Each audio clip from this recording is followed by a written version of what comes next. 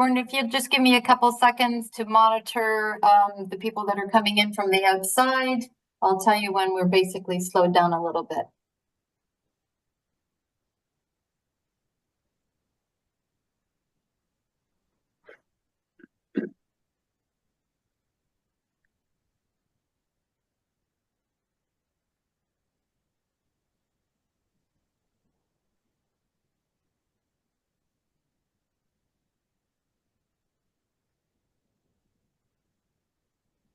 Okay, this time we have about 51 people participating in this Zoom webinar. So, Warden, I'm going to pass that over to you. I'm going to begin by making you aware that council meetings are available live through Zoom, and recordings may be posted online. The County of Huron's YouTube channel, you may be seen and or heard as part of these broadcasts, and your name, comments, and or presentation materials will become part of the public record. So having said that, I would like to call this meeting to order and welcome each of you here as we begin this budget day. And the purpose of today's special session is to review and consider the 2025 draft budget. So I'd be looking for someone to approve our agenda this morning. And that is Councillor Finch. Councillor McClellan would second that. Those in favor? And that is carried. Is there any pecuniary interest that anyone needs to declare at this time? And seeing none, then I will go on to the order of business. And this is special budget day. And we're going to begin with our treasurer, Michael Blumhagen. And Michael, when you are ready, you take it away.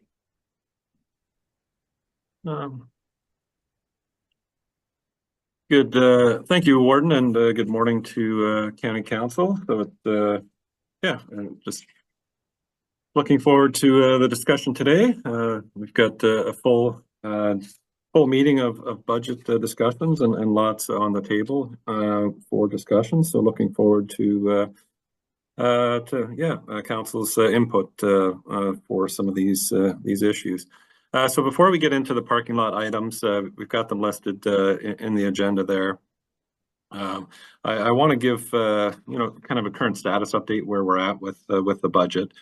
So the budget package that was presented to County Council through the January meetings, that actually hasn't been adjusted yet. And there are a number of adjustments that have occurred since we've printed or published that version of the budget.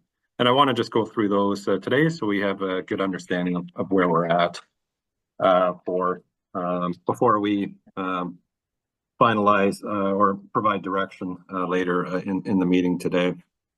So as you recall, we had an 8.39% increase that was initially published as part of the budget. So there have been a few items, primarily some funding adjustments that we have made or will be making in the next version of the budget, which will be impacting the overall levy, and I'll just highlight some of those.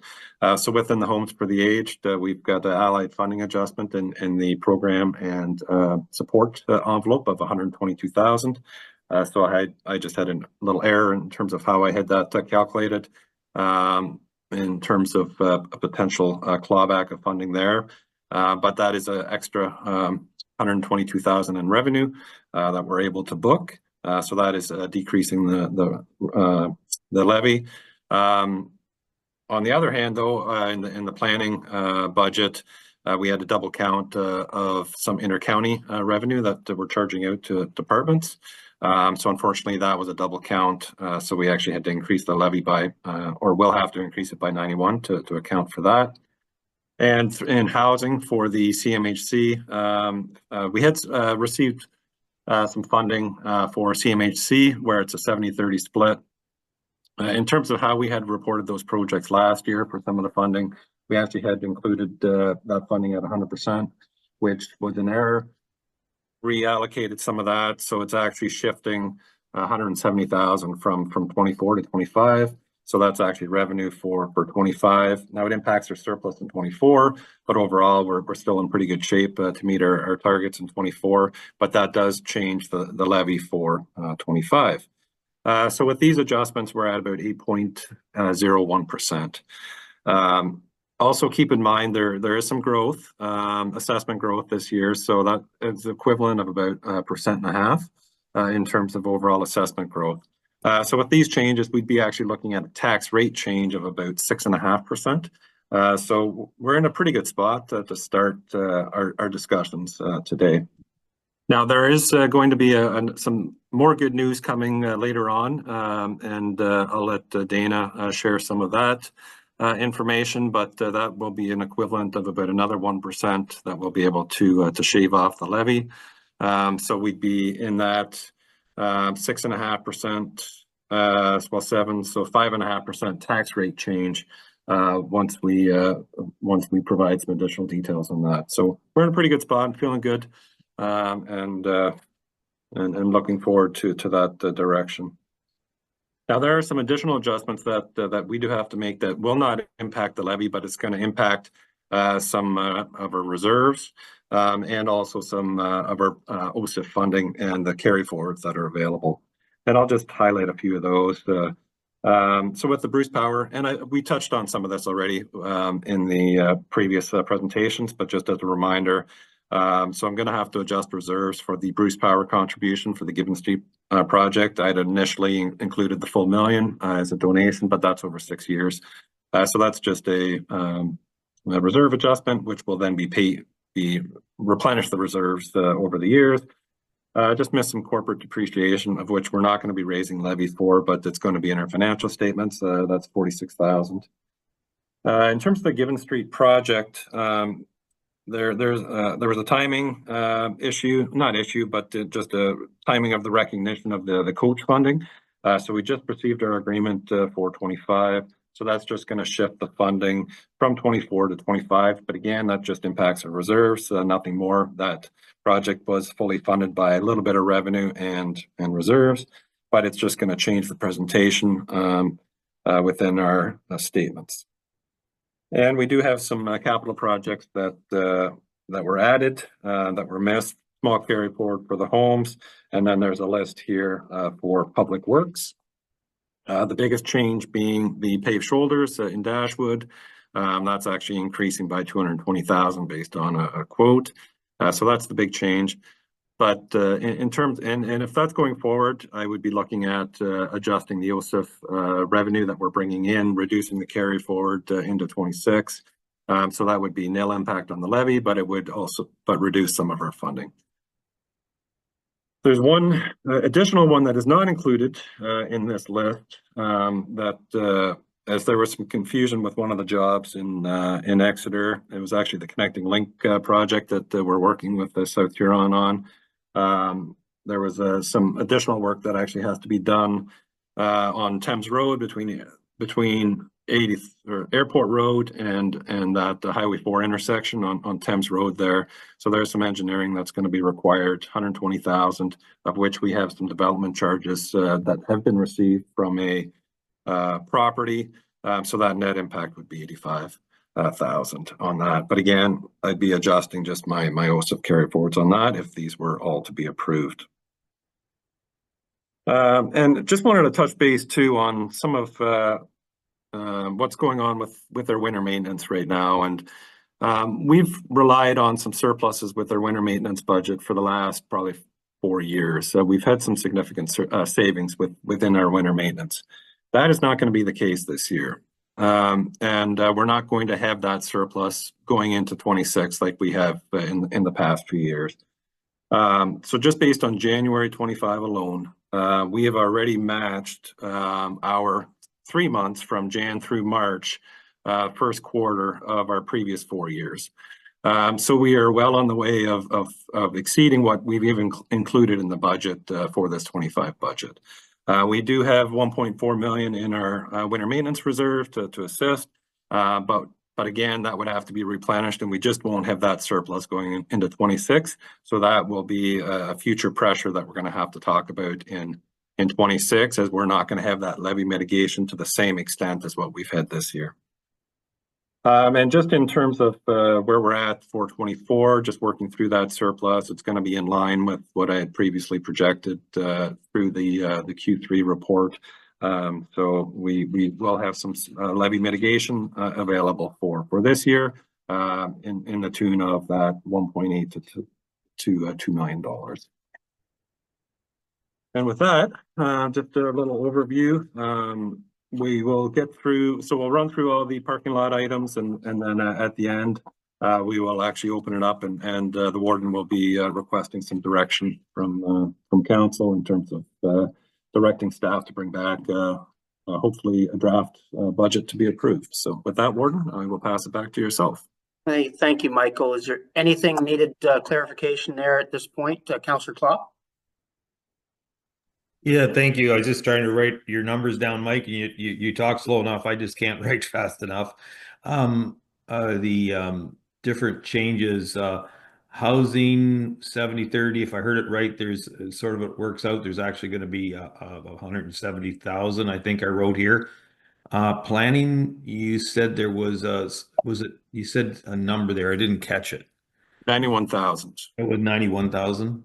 Going the other way, so it's an increase to the levy. Okay, and that was, as of a couple weeks ago, that wasn't noticed, so appreciate that. Is that right? Okay. This was new information as of maybe a week ago, so we discovered the error. So yeah. And that money that goes down to the lower tiers, though, is it right? Did I hear that? No. This is an internal charge that we were charging out to departments within Huron County proper. So it's just a double count on our end. So it's not with our local municipalities. It's just within, say, property services, public works, like internal. But that is something that is just, it was an error. We accounted for it twice on the planning budget. So. Thank you for that clarification. Okay, anything else? All right, Michael, thanks for that introduction. And at this time, we are going to go into a close to the public session. So I'd be looking for a motion to do that, Clerk Cronin. Would you be able to have just a motion to receive Mike's overview as presented? Yeah, I believe we'd be able to do that. So that would be past Warden Ginn and Councillor Harding. Those in favor of receiving? That is carried. Thank you, Clerk Cronin. And now I'd be looking for a motion to go into closed session. Councillor Vanstone, Councillor Heffer, those in favor? That is carried. And Susan, you take the time you need to get us ready for that closed session. Well, thank you for that. Okay, so at this time, we're going to be moving into a close to the public session. Because we're doing this virtual, it's going to take us a little bit to do that. What happens now, I'm actually going to ask Lubica to stop the recording.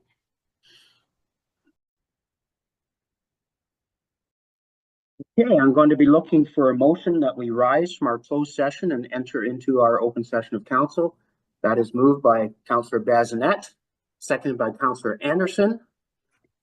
Those in favor? And that is carried. And our CAO, Megan Work, is going to give us a report out of closed. Thank you very much. Through you, Mr. Warden. The purpose of going into closed session today was for council to receive information on labor relations employee negotiations specific to a non-union, as well as personal matters about identifiable individuals, including municipal employees from the Planning and Development Department. Thank you for that. And with that, I'm going to put forward a motion that the County of the Council of Huron direct staff to amend the non-union wage increase to 2.75% in the 2025 draft budget. Do I have a mover and a seconder for that? Past Warden McClellan and Councillor McClellan would second that. Those in favor? And that is carried. So we're going to move on into the reports. And next up is the Human Resources Staff Report. And Lara Vanstone is to present this report for us. So welcome, Lara, and go ahead when you're ready. Thank you. Good morning, Warden Heffer and members of County Council. The staff report today speaks to the sustainability of the workforce at the County of Huron. and it provides an overview of current staff demographics, engagement survey results, workforce challenges, and our organizational structure. So in recent years, the county has undergone several major challenges, including the global pandemic, a shift to offering hybrid and remote work options, significant demographic shifts, legislated upstaffing requirements, as well as regional and national staffing shortages in sectors such as health services. So all these changes have had a profound impact on human resources and the services that we provide to our staff, to council, and to our partnering municipalities. When you take a look at the current staff demographics, we see the dominance of the millennials at 47%, suggesting largely that our workforce is primarily made up of employees who value flexibility, purpose-driven work, and opportunities for growth. We know that millennials tend to prioritize work-life balance and career development. Coming in just behind the millennials is Gen X at 35%. Within this group, we see experienced leaders or highly skilled professionals. Gen X employees typically value autonomy, stability, and direct communication. And bookending these two are the baby boomers and Gen Z. And the Gen Z workforce, they certainly bring a fresh perspective. They're tech savvy and they have a strong desire for diversity, inclusion, and social impact. And our boomers, who are likely at retirement age, bring the institutional knowledge and a commitment to organizational loyalty. Some of the implications we see because of the multi-generational workforce are with our Gen Z and millennials. They make up together almost 56% of our workforce, whereby there's a strong need for professional development programs, mentorship, and clear career pathways in order to retain them and to keep them engaged. Flexibility and work-life balance certainly are important for both Gen Z and the millennials, as they tend to value hybrid work environments and flexibility more than the older generations. For our leadership pipeline, a sizable Gen X cohort suggests that we have a solid base of leadership and mentorship potential. However, succession planning is critical as our boomers are retiring. Some of the challenges and opportunities we face within this generational collab, where we're bridging gaps between these generations and we're fostering intergenerational understanding. We're tailoring our approach to address the different priorities of each generation, from retirement planning for our boomers to professional development for our younger workers, and ensuring that the knowledge transfer takes place with our boomers to ensure we capture their institutional knowledge and pass it on to our younger generations. You know, and over the past few years, we've certainly seen a significant increase in our new hire rates, more than doubling from 2022 to today. And this trend really reflects both challenges and opportunities within our hiring landscape, particularly in sectors like long-term care, where we see retention rates remain to be a challenge. In addition to labor shortages, where competition for talent has intensified, leading to more frequent hiring cycles. We know the job market continues to evolve post-pandemic, with employees prioritizing flexibility, compensation, and workplace culture. And again, frequent hiring means increased workload on HR, our managers across the organization, and those who train and onboard. But as we onboard and integrate new employees more often, the workload increases. We see as well that higher rates of turnover can impact team cohesion and continuity in our services, particularly in essential sectors like long-term care. So we need to continue to strengthen our employee experience by prioritizing engagement, career development, and work-life balance. Proactive approaches such as succession planning, internal talent development will help to stabilize our workforce. Now, given all of this, our retention rate is stable at 82%. I want to recognize our teams across the organization for their ongoing efforts in hiring and retention.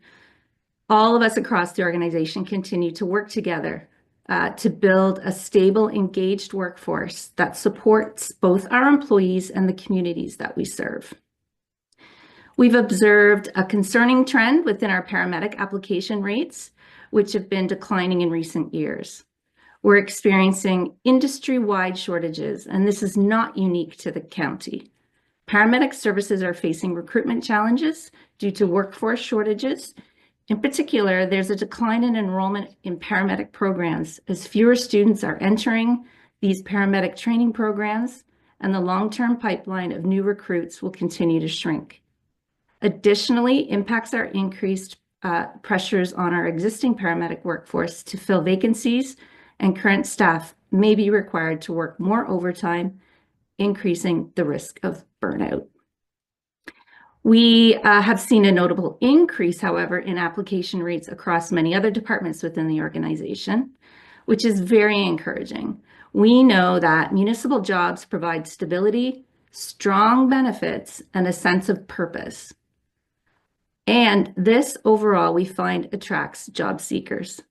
In addition, our recent focus on employer branding to include the value proposition work, social media outreach, many partnerships with colleges to include multiple job fairs has contributed to this increase. As we continue to invest in employee experience, ensuring our work culture, our training programs, and our career growth opportunities remain attractive. And internally, we leverage this workforce growth for workforce planning to ensure we are building a sustainable, future-ready team. Where we see high turnover, we have to look at the financial impact as well, and the cost of hiring. Costs associated include direct expenses, such as recruitment and onboarding and temporary staffing, like our agency, and the indirect costs like reduced productivity, increased workload on remaining staff, and the potential risk to quality of care. We have experienced rising staff costs in both long-term care and EMS due to the need for increasing staffing levels. And this goes beyond just standard wages, things such as overtime, premium pay, temporary agency staffing, recruitment and training expenses, benefits and pension contributions, increased workplace injury, and absenteeism costs. So managing these rising costs requires a balance between meeting essential service demands and implementing strategies to improve retention, workforce planning, and operational efficiency. So the challenges reflected in this report highlight the need for ample HR resources and strategic workforce planning to ensure that the HR department can continue to support the county's evolving staffing needs effectively. As more time is spent on job postings, interviews, background checks, orientation, and onboarding, this sometimes comes at a cost of reduced capacity for strategic initiatives. And with the increased staffing demands and turnover, this has created a ripple effect across key partners, including our partnering municipalities, OPP, agency staff, and unions. These impacts highlight the need for a collaboration with our partners to address staffing challenges while maintaining service levels and financial stability. Proactive engagement with our unions, our partnering municipalities, and agency providers will be critical in balancing the long-term solutions. And finally, on the last page of the staff report, there's a list of some of the action items that HR is working hard on to ensure our organization has the tools and resources needed to effectively attract, engage, and retain staff. All of these action items collectively help ensure HR has the necessary tools and strategies to navigate staffing challenges, enhance operational efficiency, and support the organization's long-term success. HR has proactively addressed these challenges by investing in technologies such as VIP, our HRIS system, streamlining recruitment and onboarding processes, and implementing programs to support retention. So by focusing on these areas, HR can help ensure the county remains agile, efficient, and responsive to the needs of its staff and community. Finally, I'd like to thank the leadership team, Erin Samuel, who's our Senior Communications Specialist, and all the staff involved in providing valuable insights, data, and feedback that contributed to this report. Thank you, Lara. I'm going to go to council. Is there any questions you have for Lara regarding her report? Past Warden McClellan. Thank you, Mr. Warden. I realize that Dana's got a report coming up later, a very good report with good information, but along with the comments that Laura was just making, so when you bring in agency staff, my assumption is that just because you've been trained in the field, you don't know everything that we do, the way we do it and everything else. And so one, it sounds like there's still work for HR to deal with those employees that we bring in on a short-term basis. And there's extra training that gets involved for bringing those in. So that does increase the workload and the staff requirements from HR when we bring in agency people. Go ahead, Lara. Through you, Warden. With agency staff, it is fully run through the homes, so through Dana and the administrators at the homes. All of the training that any new staff take in or contribute to are done through Surge Learning. And so, yes, correct, they have to go through the same training, but it's completely done through the home staff. So I suppose the workload is heavy on the home side as opposed to HR. Thank you. Okay, anything else?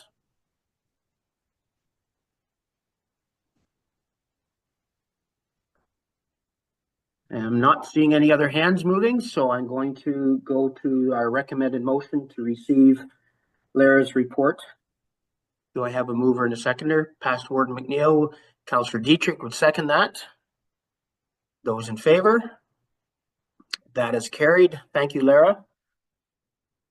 We'll move on to the sustainability of labor costs, and Michael will be presenting this report to us. Thank you, Warden Heffer. So yeah, I just wanted to provide some additional information to County Council just in relation to, you know, the long-term sustainability of our labor costs, and in the report there's a current state, but I also provide just some things that are potentially coming down the pipe, which would also raise some additional concerns about our sustainability. And yes, it is going to be a challenge for us, and labor is definitely one of the key areas or pressure areas for us here at the county. But overall, we do have a salary budget, salary and benefits of 64 million in terms of total labor costs. 54% of that's unionized, 46% of that is non-union. And really, a lot of the costs are driven by our service levels and the various services that we offer, some being at the discretion of council and others being mandatory based on provincial requirements. So we do have some flexibility there in terms of what services we can offer, and in other cases, we don't have that flexibility. And a lot of those costs, you know, as we have heard, that are just driven by union settlements, arbitration, cost of living adjustments for non-union, and whatnot. So that's where we are today in terms of, so any increase that we're seeing on our labor does have definitely a significant impact on our budget. What I did want to share though, and this is just for future consideration, I'm not looking for any sort of approvals on this, but this is just to highlight some of the pressures that we will be facing if we continue to make adjustments to service levels. And through, and just using EMS as an example, we know that we have the ORH report, which has been presented to council. There are several recommendations within that report. And I just wanted to highlight the pressures that we could be seeing if we were to implement all the recommendations in that report, where we're going to be in 10 years. So based on that, we have series of upstaffing. So if you recall, in our budget this year, 2025, we do have an upstaff in Bayfield. So there was 4 FTEs that were upstaffing in Bayfield, where we're going to see the majority of that impact next year in 26. And there's always that 12-month lag with EMS in terms of the 50-50 funding. But based on this, the recommendations, we're going to require 5 FTEs, additional FTEs in 2028, 2030 an additional 5, 2032 an additional 5, and 2034, an additional 5 FTEs. So these are based on the recommendations. So that alone, but in the next 10 years, we'd be looking at just taking our 64 million, not including any other adjustments, we'd be adding 2.66 million in today's dollars to that budget, of which 50-50 would be funded. So when the question was asked, you know, like we're concerned about, you know, our future sustainability of labor. I agree. You know, there's a lot of pressures that we're facing, and it really just comes down to the service levels and what we offer. But not only do we have, based on this proposed plan, the staffing adjustments, we're going to have 5 additional vehicles over the course of, for each staff will require an additional ambulance. Current cost $350,000. So there's an extra 1.75 million that we're going to be adding throughout the course of our budget, of which we'll always have that 6-year cycle replacement. So that's going to be an ongoing cost for us. And additionally, there was the talk about moving our Tucker Smith base to Seaforth based on our call patterns and call volumes and whatnot, where those buildings are currently at, you know, approximately 8 to 10 million for that. We don't have that in reserves in terms of our EMS space. We're maybe at about 3. So again, that's a significant cost that we might be looking at in the next, you know, 3 to 5 years down the road when we potentially proceed with that. These are costs that are not included in our current asset management plan funding strategy. So if you recall, I had recommended an additional 2.5% raised each and every year just for asset management alone. These potential recommendations are even above and beyond that. So if we're looking at that long-term sustainability of our budgets, there's some significant challenges that we're going to be dealing with over the next 10 years. So that's just wanted to highlight that because the question was raised with the concern about our sustainability, and I just wanted to share some of the pressures that we as staff are going to see moving forward in terms of some of our labor costs. But bringing it back to this year's budget, we do have some staffing proposals within the budget that just bringing forward again just for discussion of council. So within our housing program, there's one position, homelessness programs coordinator. That's currently a contract position, contract full-time. The request is being made that position be made permanent full-time. There's no impact on the budget, but the request is to make that a permanent position.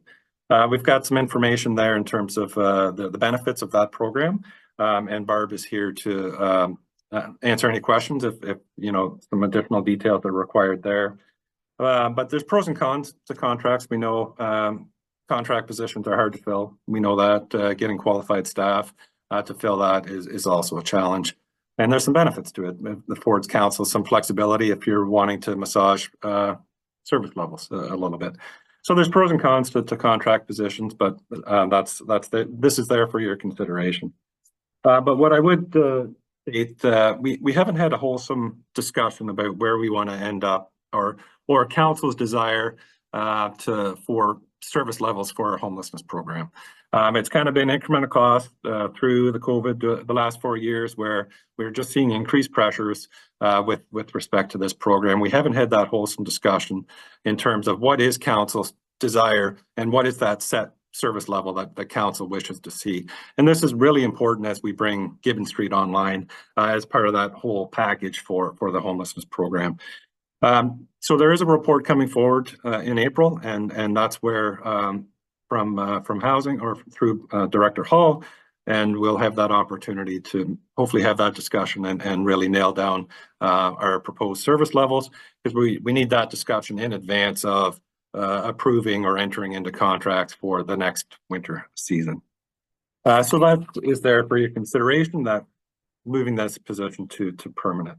In the same theme, there's a contract position at the museum. It's the Museum Education and Program Coordinator. That position is currently a contract full-time position, and the request is being made that position is a permanent full-time. Again, no impact on minimal cost impacts, but again, it's that there's the pros and cons to having a contract versus permanent position, and that's there for your consideration. And again, these come down to service levels. And what is that service level that council wishes to see at our museums? We have an additional public works student that's being requested. These are to bring back a position from pre-COVID levels. Pre-COVID, there were 5 summer students. We're down to 3 now. The request is adding 1 additional summer student for Public Works. And there's some additional hours being requested for POA. Our volume has increased again since pre-COVID. We decreased that half through COVID because we just didn't have the work.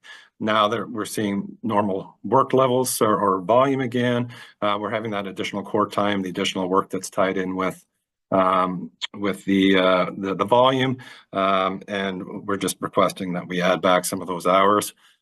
We have to staff those court days, and just based on the volume, so we have to ensure that we have some hours available for that. And again, these are variable hours, just subject to as required. It's not just a permanent position that we staff. If the work's not there, it's strictly casual. So those are the requests for the kind of staffing changes for this year for kind of our non-union programs. And I would open it up for any questions. Thank you, Michael. And Council, it's your opportunity to weigh in on some of the discussion here around these staffing positions. So I look forward to your input.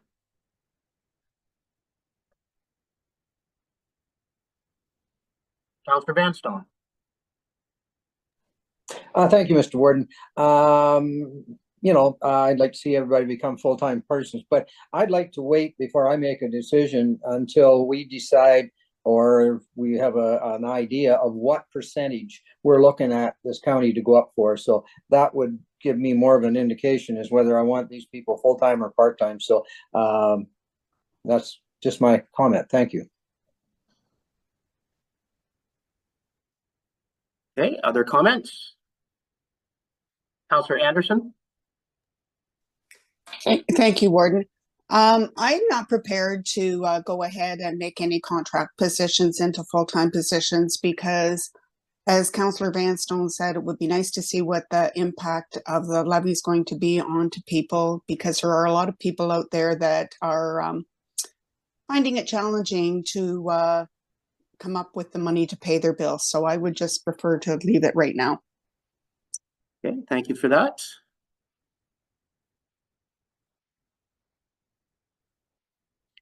Past Warden McClellan. Thank you, Mr. Warden. I just have a request for the report that's coming in April from Barbara Hall.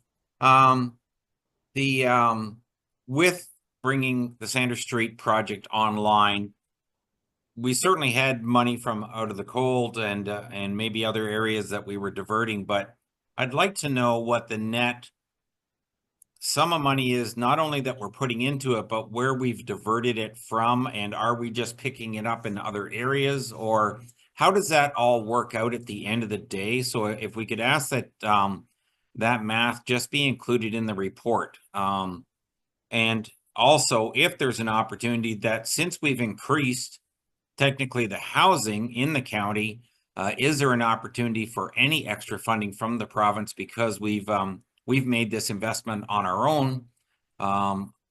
Do they assist with any of the costs going forward? Thank you. Okay, thank you. And I'm sure staff have made note of that.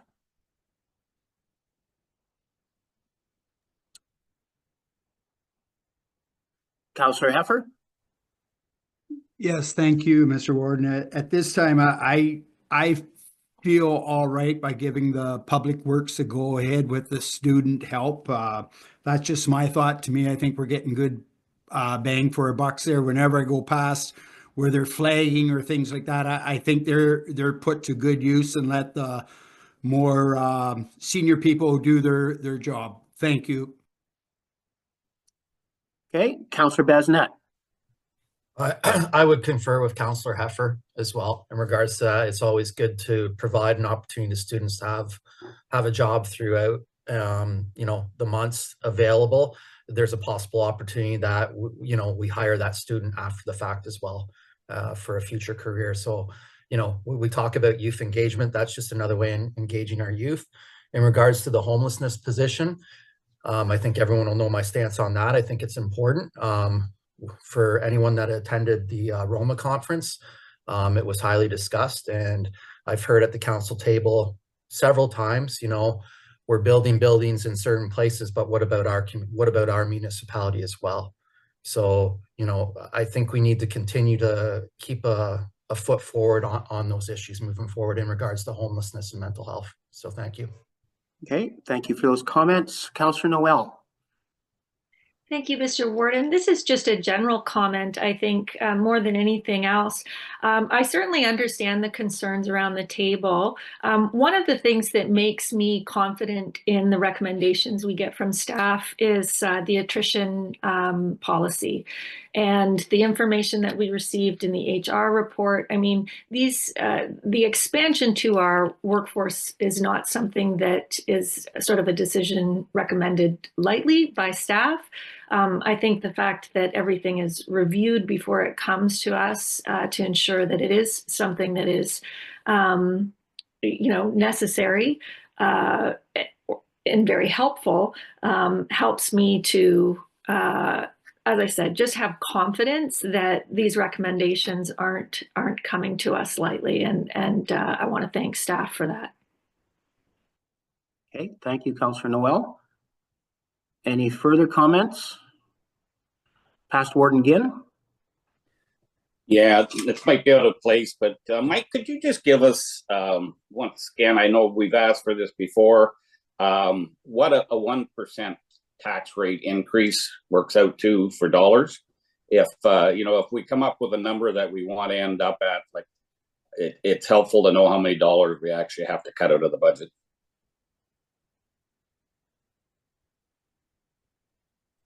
For yourself, Warden, that's 528,000. Is 1%. Yeah.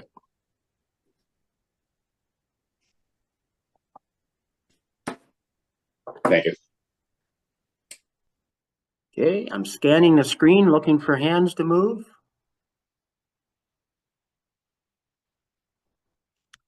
Not seeing any more.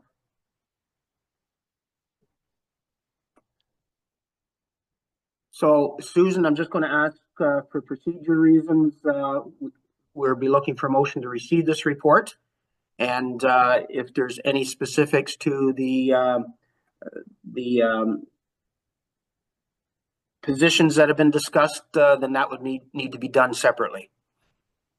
Exactly, Warden. So if you receive the report, if you make no more motions, then the assumption is that everything that's currently in the budget would be accepted. If you want to change what's in the budget, then you'd have to make a motion separate to that.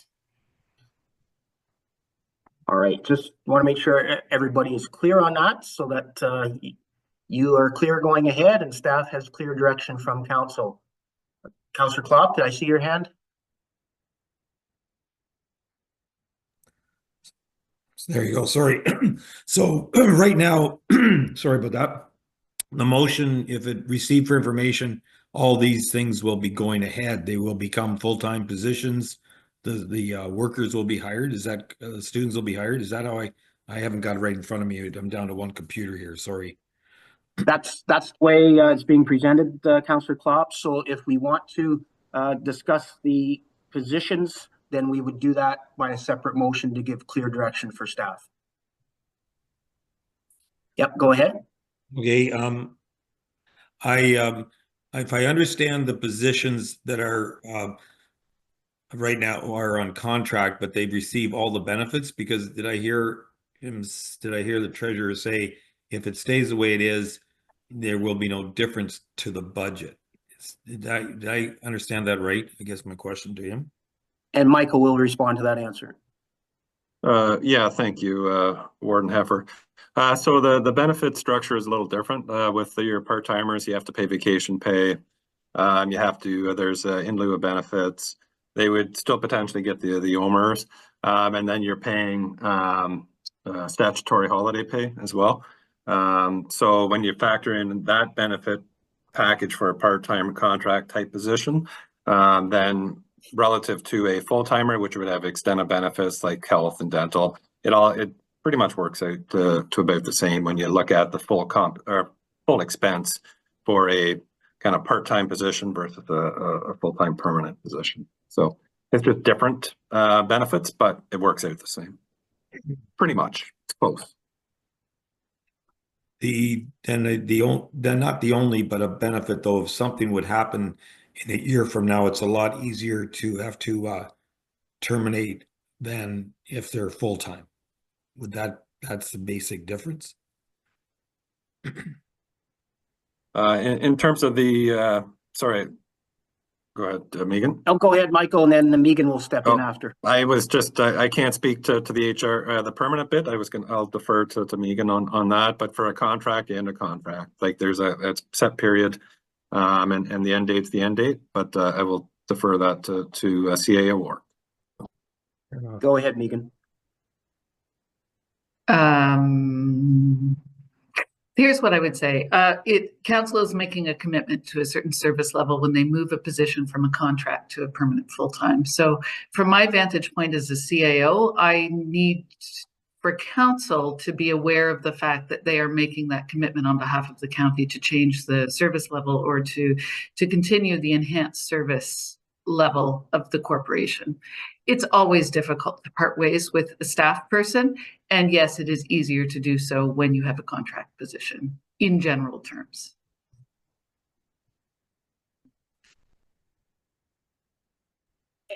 And I'm going to add, I think the key message when Michael was going through his report that continuing with the contract, it allows the ability to massage service levels going forward.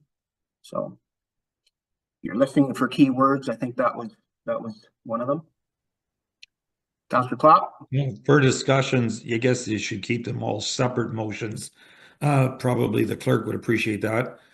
For discussion, I'll put that we leave the contract services as they are. I'll make that motion. Okay, that is a motion put forward. Do I have a seconder for that? Councillor Harding. And I'm going to refer to our clerk, Susan. Do you want to split them into individuals or do you want to combine those two contract positions into one motion? So, thank you, Warden. So for clarification, Councillor Claw, are you combining the homelessness programs coordinator contract position and the museum education programming coordinator position? Those are both contracts. So you're suggesting both of those in the motion right now be continued as contract? Yes, thank you. Yes. Okay. So that has been moved and seconded. Discussion past Warden McClellan.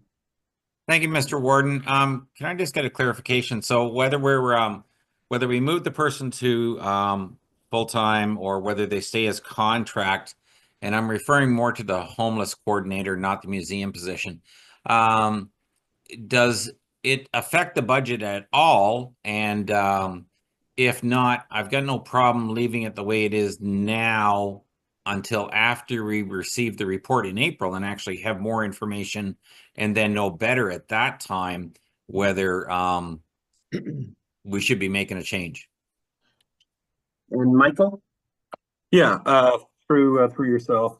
So yes, I confirm there would be minimal impact in terms of the budget to make that decision today. But I did want to point out that for the homelessness position, there is some funding that we do receive for that program overall. So I think we get about 1.1 million in terms of provincial funding to support that. That labor cost is embedded within that, a little bit of the funding there. The overall expenditures though for that program is 1.7 million. So at the end of the day, when we look at, so while there's that funding available for the position, we are contributing a little over $500,000 to that program. And that's where, you know, I would look to have that service level discussion in terms of what is council comfortable with. So even though that position, yes, it is partially funded through that $1 million that we get, there is that overall levy allocation from the county to a little over $500,000 for this program. And that's where I have some concerns with when Gibbon Street's coming online with the additional cost there, like what is council's willingness to for this homelessness program?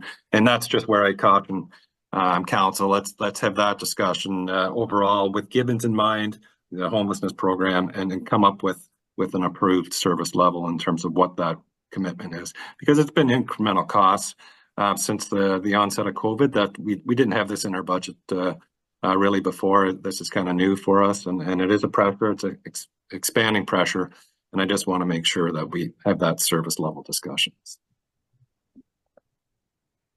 Okay, any other questions? All right, I'm going to call the question on the motion. Those in favor of the motion?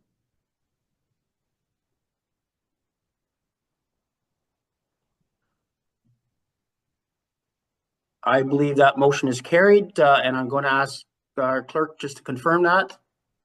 Yes, it does. Yes, that motion is carried. I think just to make this process very clear, I think we'll address the Public Works additional student position in the same way.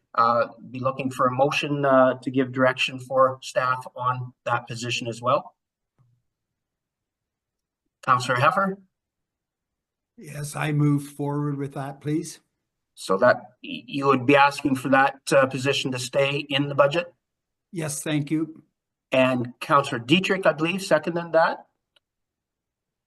Any further discussion?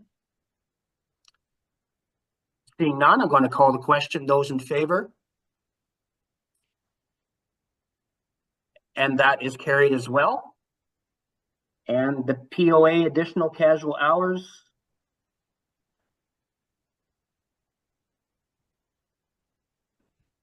I think that's up for discussion. Councillor Past Warden Ginn. Yeah, I would move that position stay in the budget as well. If there's that much work, we have to do it. Okay, is there a seconder for that? Past Warden McNeil. Any further discussion? Those in favor of leaving that position in the budget?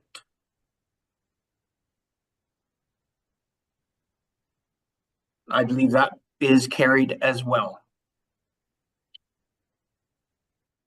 All right. Thank you for that. And I believe staff would thank you as well for some clear direction.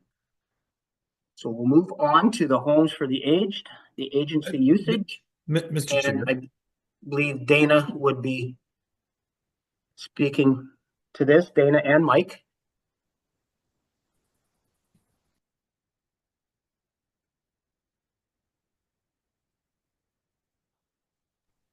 Welcome, Dana.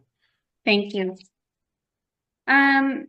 Yeah, through you, Warden. I just wanted to do a high-level overview of the report that I submitted for council. So over the past approximately 4 years, we've had to supplement our staffing levels with agency staff. This is significantly due to a few different reasons. Partially, there is a staffing crisis in healthcare in general. We see that with closures of emergency rooms and all the job postings for any healthcare worker at this point. We also saw a significant amount of healthcare workers leave the sector during COVID due to vaccine requirements. We saw them with also all the protocols for healthcare during COVID. Along with that, we have seen the increased direct care hours, which is fairly significant in the amount of hours that we've had to increase our staffing in the middle of a staffing crisis. So we see approximately 35,900 increased hours over the last 4 years at Huron View, and then, 3 years. And then again, at Huron Lee, it's been almost 19,000. So those are significant increases that we've seen in our staffing hours that we are trying to reach when we are seeing that recruitment is that much harder. With that, we have seen a significant decrease in the amount of agency staff that we have been using as of lately. We saw a little bit of an increase this last quarter. We did have some statutory leaves that are reflective in our agency usage in that last quarter of 2024. But we are seeing them trending down again for agency use. So we have done a few things to try and help with this. We've partnered with HR to look at recruitment efforts, and we've offered positions a little differently going forward. So we had been offering an actual schedule instead of just a casual position. So that has been successful in our recruitment. We've also done some partnerships with colleges, doing placement opportunities. We've been seeing those are fairly successful as well. With that, we were using 6 different agencies to support the home. We are looking at going down to 3 by hopefully by April. We are also, with that, we are renegotiating contracts, which we are noticing much success with. So we will see a significant decrease in the agency costs, like the rates per hour. So, but we are still just firming up those contracts at this point in time. So that's going to positively impact our staffing budget going forward. I also wanted to point out just a note of interest. While agency costs are significantly higher than our home staff costs, it is still less costly than paying overtime to staff, home staff. But that being said, we do prefer to utilize home staff for continuity of care and to provide that service care level. So we do have some things coming up. So hopefully we will see a significant reduction in our costs with the negotiations of our agency contracts.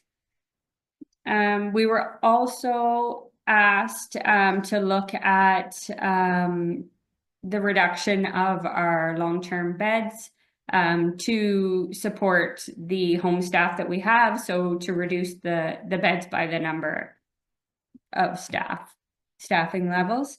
With this, I reached out to the Ministry of Long-Term Care and Ontario Health, and this would significantly impact our budget. We also have a requirement as a municipality to run a long-term care home, and the beds that we have are licensed through Ontario Health. In order to it's called putting beds in a band. So you would put them on hold temporarily. In order to do something like that, we would have to show that there are enough service beds in the area, which we know by our wait list that there are not. We would have to have underutilized beds, so beds that we weren't able to fill.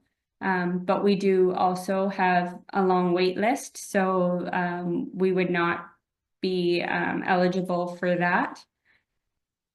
And I've kind of outlined that in the other option is, like, if we were doing renovations, you could put some beds in a band while renovations were happening, but that's not what we're talking about at this point either.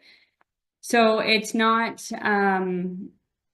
it's a difficult process to do, and it is an application to both Ontario Health and the Ministry of Long-Term Care. They would have to agree to it, and the ministry had indicated that due to the significant wait lists in the area, they probably wouldn't grant something like that. So that is a process that we did look into. I think that's all I had. Mike, did you go over? Yeah, thank you, Dana. So Dana had touched upon renegotiating some of the contract rates with agency. So if you had gone through the report of Dana's there, we had some dollar impacts in there. So I'd identified at that point 536,000 in terms of the net impact of the direct care increase. That was old based on the current rates.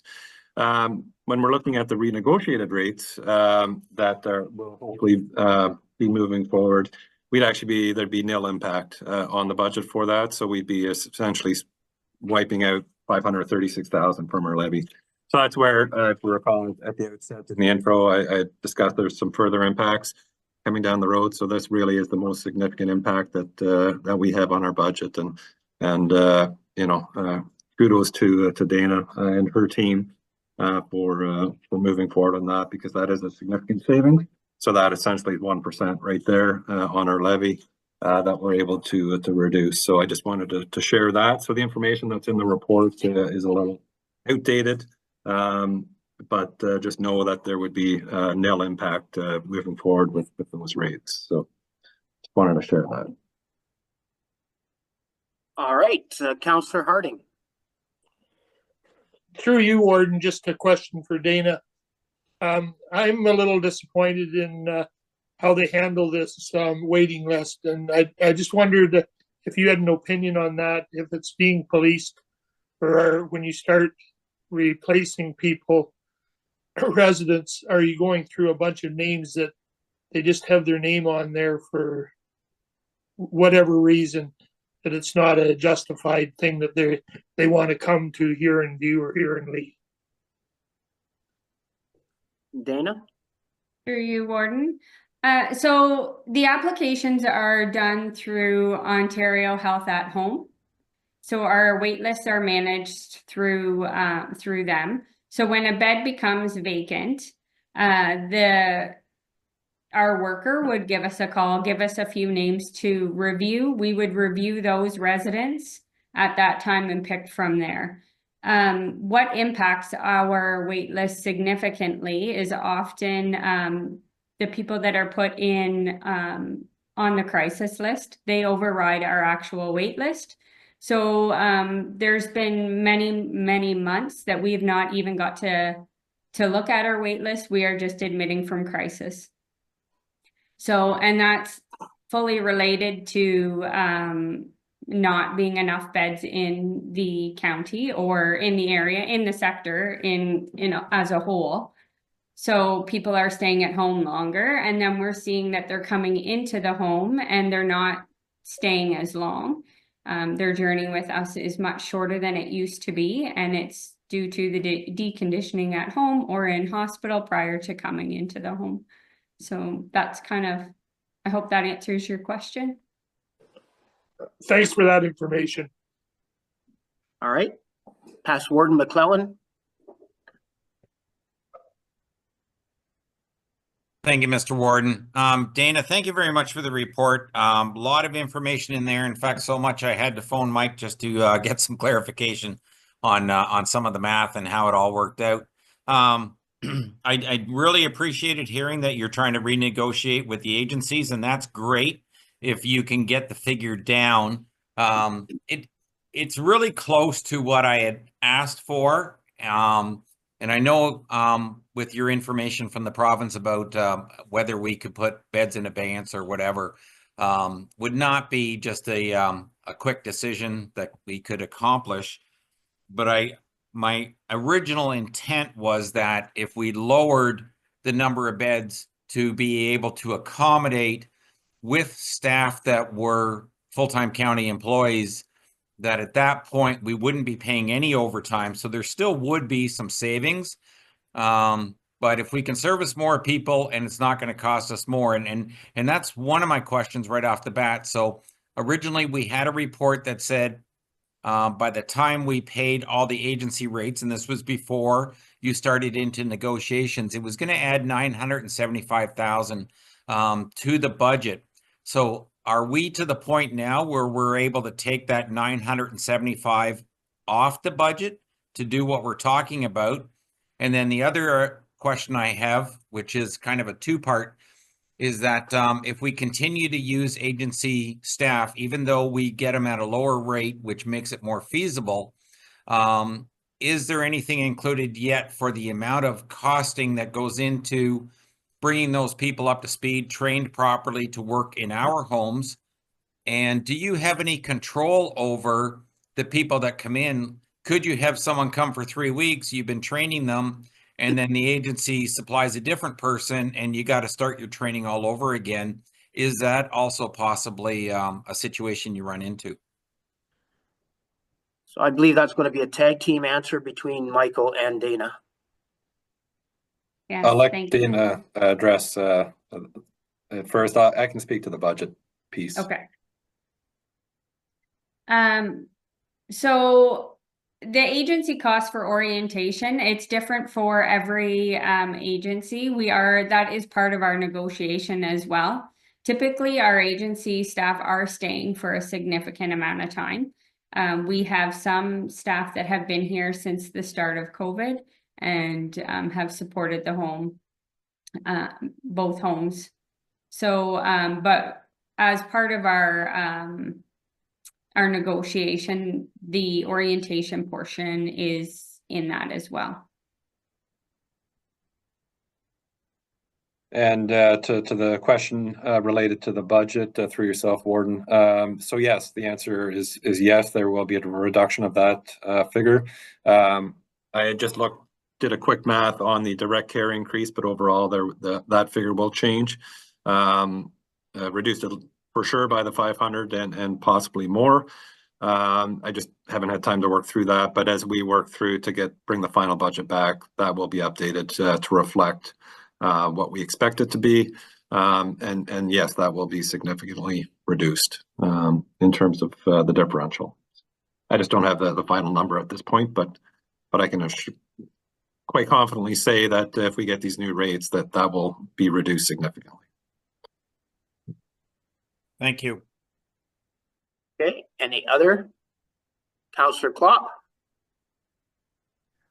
Thank you. Yeah, just on that 536,000, obviously it takes a lot of work and staff to make sure you're filling the forms out. So that's wonderful. Is this new money then from the province that looks like it's going to be not just a one-time shot? I guess that's a political question, but just this is a real simple fact is it's new money from the province to mitigate some of these new regulations or new upgrades. Did you want to take that, Dana, or I can? Are you referring to the increased direct care funding?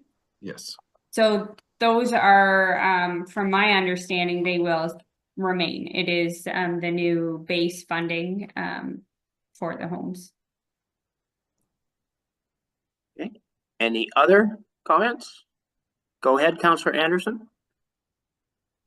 Thank you, Warden. This question is for Dana. Dana, with the Southbridge building the 2 new homes that they're building, are they getting any additional beds so that might have a better impact on our wait list? Through you, Warden. Yes, they are getting some additional beds, and I did have the number, and honestly, I'm not sure where I've put that number. My apologies. But they will have some additional beds. It could impact our homes for sure, the wait list, depending on which homes the residents have picked. When a resident goes on the wait list, they pick typically 5 homes that they would like to go to. So we do foresee that our wait list will be down, more manageable. But it definitely will not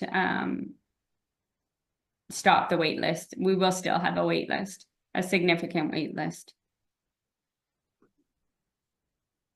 Okay. Last call. All right, then Councillor Becker? Yeah, thank you, Mr. Warden. This is just a different question. I think there was a new bus quoted for the homes for transportation. Is that put on the parking lot list to Michael? That will be coming up shortly. Okay. It's on our list in the agenda. Yep. All right, I'll talk to it at that time. Thank Okay. you. So then I'm going to be looking for a motion to receive this report. Past Warden McClellan, Councillor Klopp would second that. Those in favor? And that is carried. I'm going to call a 5-minute recess. Just get up, stretch your legs, come back with a fresh view on life, and go ahead, CAO work. I just received notice that there will be 70 more beds at the South Bridge, just for that question that came through from County Council. Just wanted to bring that forward. Thank you for that. Thanks, Okay, let's Megan. take a I 5-minute actually recess. just found it.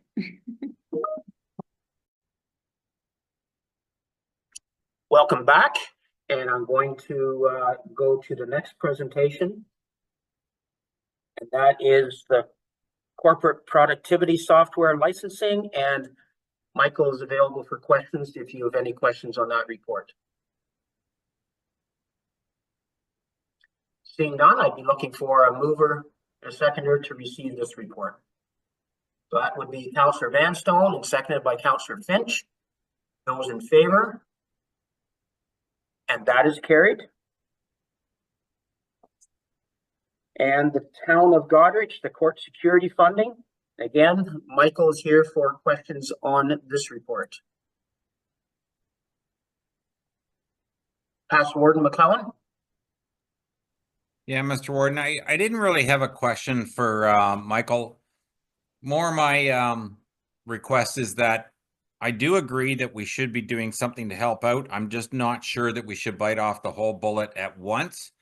And I wondered if we could put a program in place where we put in 50% of the shortfall as of now, and every year we increase that that percentage until the county takes over the shortfall and shares it amongst the entire county. And I'm thinking it should be like a 10% increase every year on top. I don't know what other comments there are from the rest of council, but it's certainly something we never had to deal with in the past. And I just don't think we should bite the whole thing off at once, but that's just my opinion. All right, and open for thoughts and comments from other members of council. Councillor McClellan. Thank you, Mr. Warden. Through you to Councillor Trevor. How long has the deficit been going on, Trevor? Trevor, can you respond to that? Yeah, for as long as I've been on council anyways, and I'm sure before, but I don't have the actual year-to-year figures. I believe Mike has the figures that we provided, and I'm not sure, Mike, if it was 5 years that we gave to you. But I believe you do have that information. Like 5. Mike, can you address that? Yeah, so thank you, Warden, and Councillor Bazinet is correct there. We have in the chart, if you scroll down, we have a table there, and it does show the net shortfall for the past 6 years. So, and I would concur that that's not a new thing. It's probably just that's all we included, but yes, it has been going on since at least 2019. Okay. Councillor Dietrich.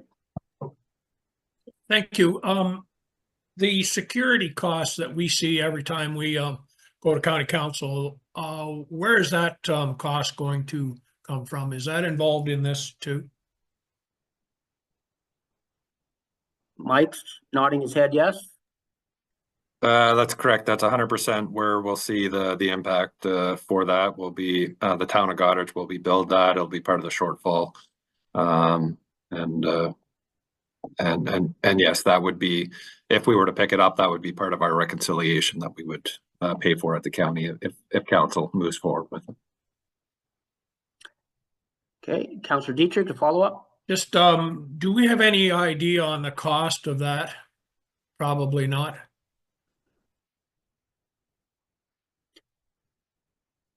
Michael, can you answer that? Through yourself, Warden. No, I'm not familiar with that. I would look to the town of Goderich, perhaps. I don't know if they've had communications from the OPP in terms of what that enhancement would cost, but yeah, unfortunately, I just don't have that information. Okay. Councillor Bazinet. Through you, Mr. Warden, if that's something that's needed, I'm not 100% sure if we've received actual numbers yet, But we can definitely, I can definitely have a conversation with our treasurer here at the town of Goderich, and see what we do have to provide to county council in regards to that. But, Treasurer Blumhagen is correct. It's an extra cost that comes to the town of Goderich with the current model in place. Councillor Klopp? Thank you. When it first came to council a couple months ago, I did support it. I realize it's a cost that is going to be downloaded. There is to me, a trade-off though, that we do have a spot that is a lot closer for people that need to go to court. I think there's a certain argument there that I can entertain. We put in 200,000 in that motion, if I remember right. I believe that was for a holding spot in the budget, yes? So I guess that's kind of where maybe I'm at with an argument that you start there, because I think if I remember the numbers, and I don't, again, like only down to one computer here.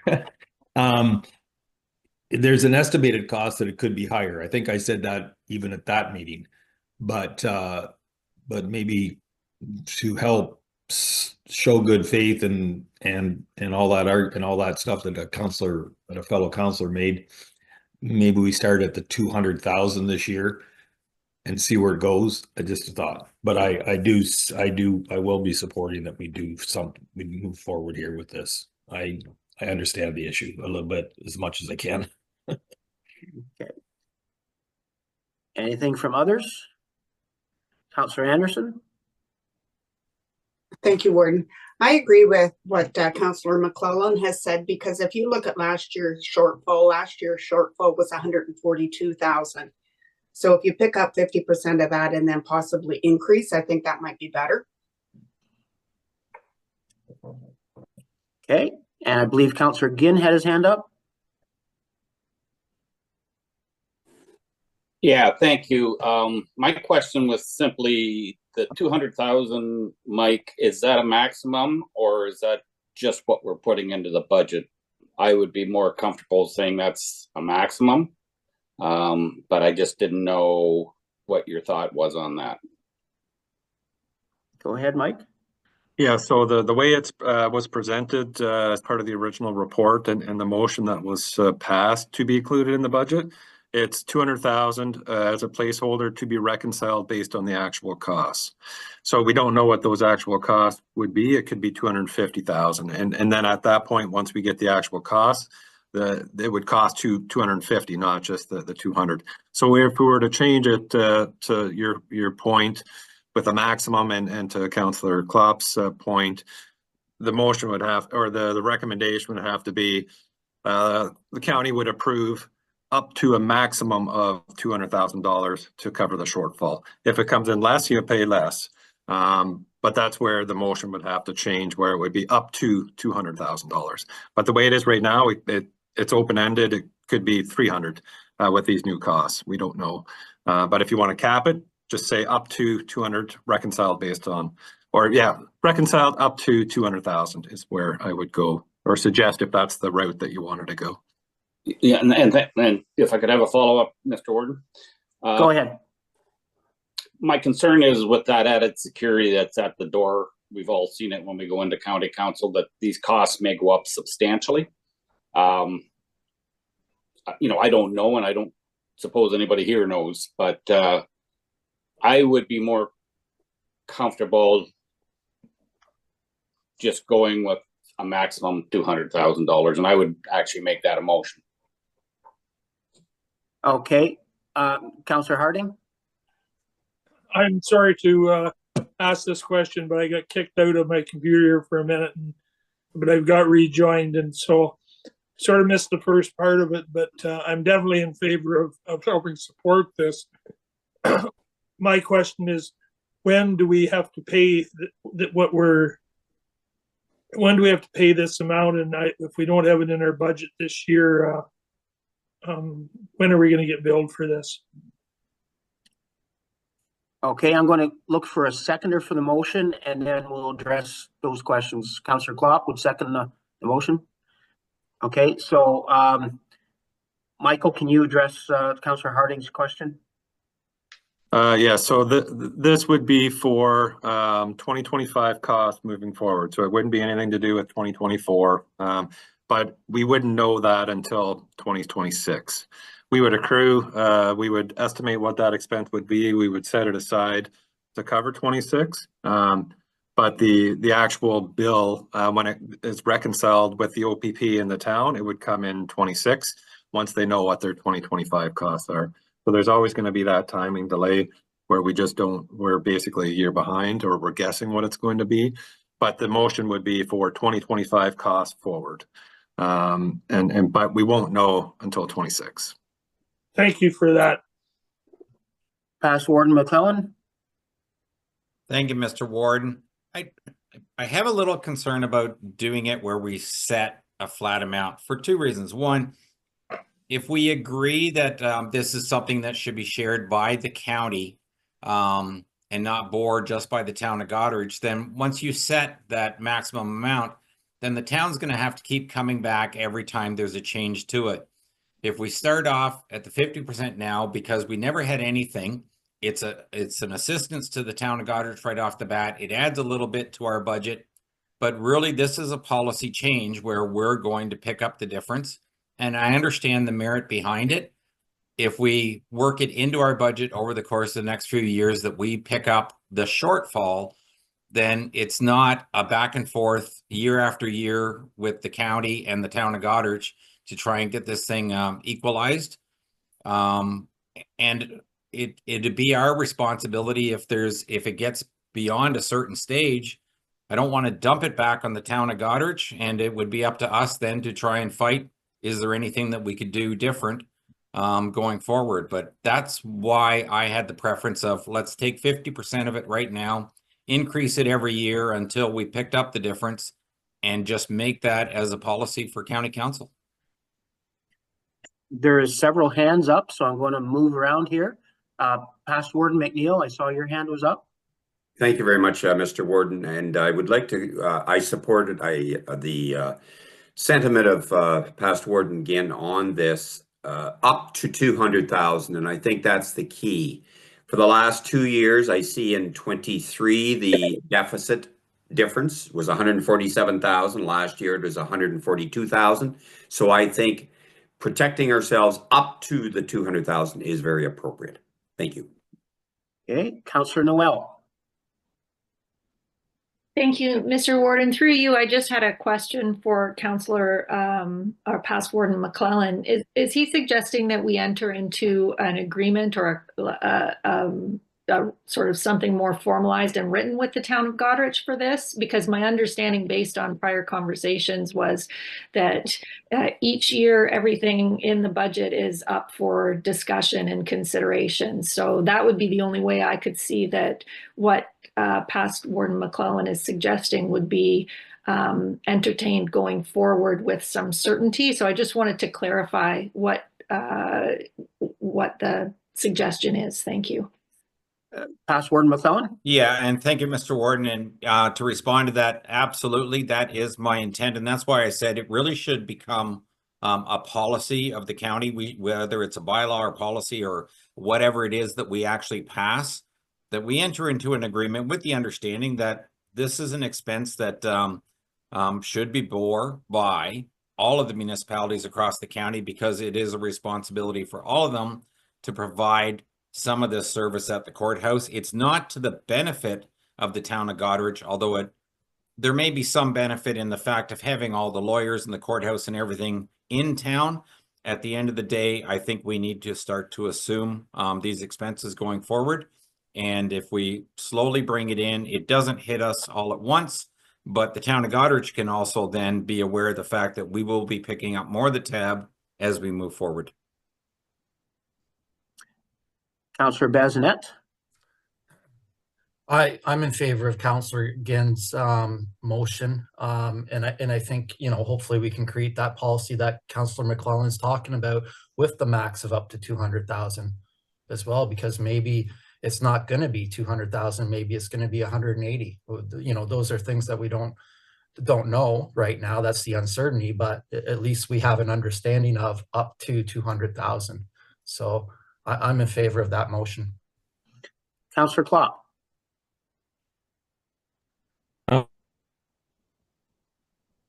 I believe you're muted, Councillor Klopp. There you go. Sorry. Yeah, good discussion. The issue of a policy change. Well, if we give $1 or any program, we've created a policy change. So that'll be in the motion if it carries. With regards to the paperwork and the talking back and forth, the motion that's on the floor says up to 200,000. And so the paperwork will have to be coming back and forth 50%. And then we agree to so much a year. Again, it'll be the same paperwork going back and forth to negotiate. I recognize that 50% is less. I buy that argument for this year. But at the same time, the motion, how Councillor Ginn put it forward, actually says it'll be what it'll be up to 2. And if we have a surplus, we have a surplus. And then further over the years, if it gets over 200,000, well, that still protects that council and the town of Goderich and their council to come back and plead their case.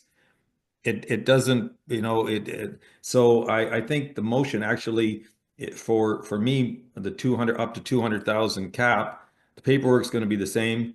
I think but it does put a cap though that future councils then will have to decide if they wish to go over. And just on the other side, we keep lobbying that we want to have this thing more cost efficient. I think that also protects it a bit because, you know, we'll all be lobbying a little bit harder to our levels of government that this maybe should be paid for in other programs too. Because to us, we're saying only 200,000 to the taxpayers maximum, and to the town of Goderich, their council realizes, boy, this keeps going up. We better try to find some savings. So I think a good discussion, but I'm more convinced that this motion, not because I seconded it, I just wanted to get it on the floor, but I feel more comfortable. So thank you for the discussion.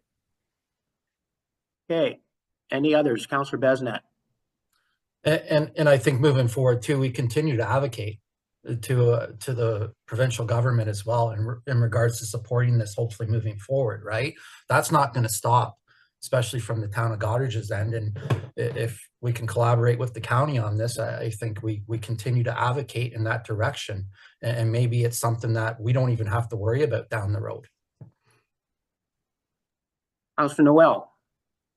Thank you, Mr. Warden. Just to build on that advocacy piece, it wouldn't be just up to our county and the town of Goderich to advocate. I mean, this issue is not unique to us. Dufferin, Grey, Lambton, Oxford, Northumberland, they're all in arrangements with their lower tier municipalities who are hosting their courthouses because they all recognize that this is an issue. So partnering up with these sort of upper tiers and sort of advocating as a group, I think will be much more effective than if we're Huron County alone. Agreed, yes. So I'm going to pull this together. There is a motion, and of course we move forward by motions. So if we approve this motion, it is carried. If we do not, then we'd be looking for a secondary motion to come forward. So I'm going to call the question. Those in favor of this motion?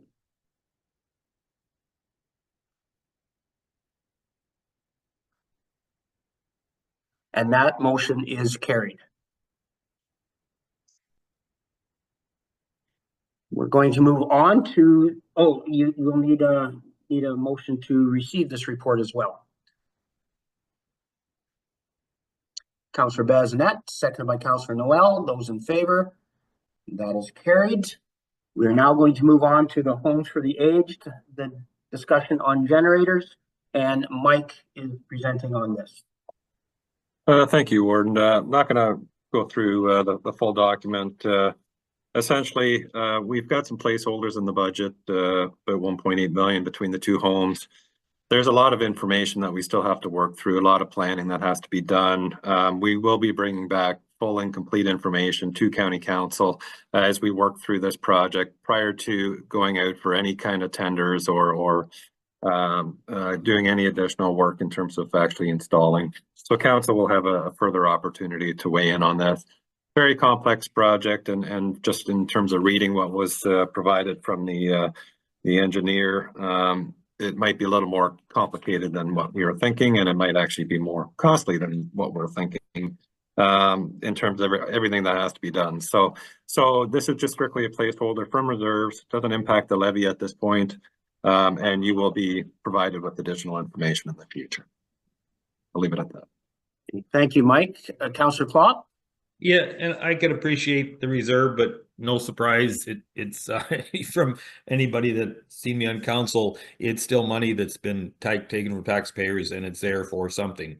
I just would wonder, or would feel more comfortable if that we do one per budget year, and not do both at the same time. Clearly, leaving it in, I realize that, but I want to get that on the record. Something to think about. Us at our local level, we have come to that. It's we're so used to maybe, hey, we're going to buy the two things now, we're going to build the bridge right now, but really to recognize and trying to make a dollar go as far as it can, and keeping in mind that these obviously haven't been in. They've been talked about for a while. So I throw that out as if that could be left as a note for whenever it comes back to council. Okay, thank you for that. Councillor Dietrich? Yeah, I think I like this report. It helps explain a lot to me when you look at it and read the report, and you don't really realize how much is involved to change that generator. So thank you for the report. Any other comments? Past Warden again. Yeah, a lot of information there, a lot of good information. I do have some concerns with the direction from the engineers, how to proceed on this. I see generators sitting outside all the time. At our fire hall, it sits outside. It's accessible to everything. You don't have to build a room. Yes, you have to run the cables in. I understand that there's got to be a lot of work done, but I think this is excessive. Do we need to take down a wall to take that old generator out? Can we not just box it off? I just really question. To me, what they're proposing is overkill. And my suggestion would be that, we bring the engineers in to discuss this with County Council and see if there's not some other way to approach this. Thank you. Thank you for those comments. CEO Work will respond. Yes, through you, Warden Heffer, absolutely. And the other piece that we are doing is involving our property services department as well to provide the additional skill set and the overview on this particular project. And again, I can just provide the reassurance to County Council that before this project moves forward, it will be coming back to County Council for further discussion as opposed to any decisions being made at the staff level. Thank you for that. Councillor Klopp? Yeah, I concur with Councillor again. I didn't bring that part up. I just said that one note, but to bringing it back, I would suggest that they do bring back the two options, because Councillor Ginn and myself and anyone else, we don't sit there with them and they say, here's their idea, and then we start having that discussion. At our own farms, we would do that, but we would ask them to show both options. To that point, I know of a generator that's sitting, and it has the quietest muffler. It's quieter than my lawnmower and sitting outside, and it's a 300 horsepower generator, 3-phase. And I am sure that hog barn is no less generating the power that's needed for one of our homes.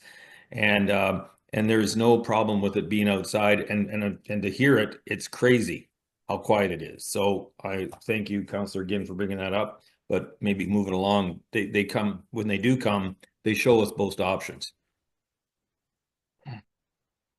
Okay, any other discussion? Seeing no further discussion, then is someone willing to receive this report? Councillor Dietrich, seconded by Councillor Becker. Those in favor? And that is carried.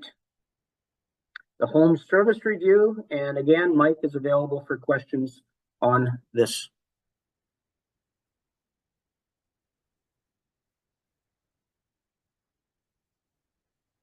Scanning the screen, I'm not seeing any hands moving, so I'd be looking for someone to put a motion forward to receive this report.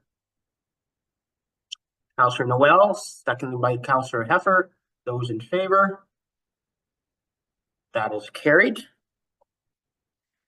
The home's accessibility van, and Mike is available for questions on this report as well. Councillor Becker. Thank you, Mr. Warden. Yes, this was something I looked into. I know the residents look forward to using the bus. Huron County looks after this. I don't think we should be in the transportation business. There's a lot of options today that we didn't have years ago. One Care, Voyago, Family, the Wave, and also the ambulances of our county. My experience being on the board of Blue Water Rest Home, we had a bus years ago, but the cost of insurance, the cost of the bus, booking of drivers just got too much to mandate. And I think this is something we got to look at before we spend this money going forward. It's still a service, going to the hospital or out on outings, but there's other things today out there to utilize. Thank you. Thank you for those comments. Past Warden McClellan. Thank you, Mr. Warden. And I certainly share that opinion. I looked this over and I realize it may be a nice convenience, but if we were to look, and we've looked a lot of times at transportation systems throughout the county for residents in general, whether it be some sort of localized busing or something like that. If we were to ever bring back a figure that it was going to cost this much per the amount of usage that it actually gets, the cost would be so astronomical that everyone would say, well, that just doesn't make any sense. Why would you even consider that? And to spend that amount of money to service that few people for those few number of trips, I'm not convinced that we need to be doing that. And that is certainly a service over and above that is required. So I think this is one of the things that we can drop off the budget to help try and bring the budget down a little bit. Thank you. Okay, did that sound like a motion to me? I would certainly pass that or make that a motion. Okay. So that's a motion made, and that is seconded by Councillor Becker. Councillor Finch? No, I'm just in agreement. I believe that's on the same lines as what Councillor McClellan and Councillor Becker are talking about. Thank you. Okay, any other comments? Okay, I'm going to call the question on the motion on the floor. Those in favor?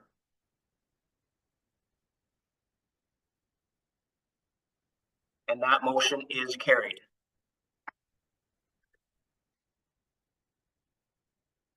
So I now be looking for motion to receive this report. Councillor Becker, seconded by Councillor Harding. Those in favor? And that is carried. Moving on to the housing for the Gibbon Street project costs, and Mike is available for questions on this report as well.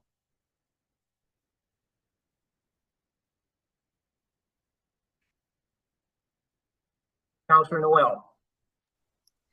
Thank you, Mr. Warden. I actually don't have a question. My apologies. I let the clerk know in advance I will have to be logging out of the meeting now. I just wanted to make sure that my absence is noted. Thank you for that. Thank you, Councillor Noel. So I'm not seeing any hands raised, so I'd be looking for a motion then to receive this report on the housing. Past Warden McNeil, And Councillor McClellan would second that. Those in favor? And that is carried. So the housing capital project information, again, Mike is available for questions on this report.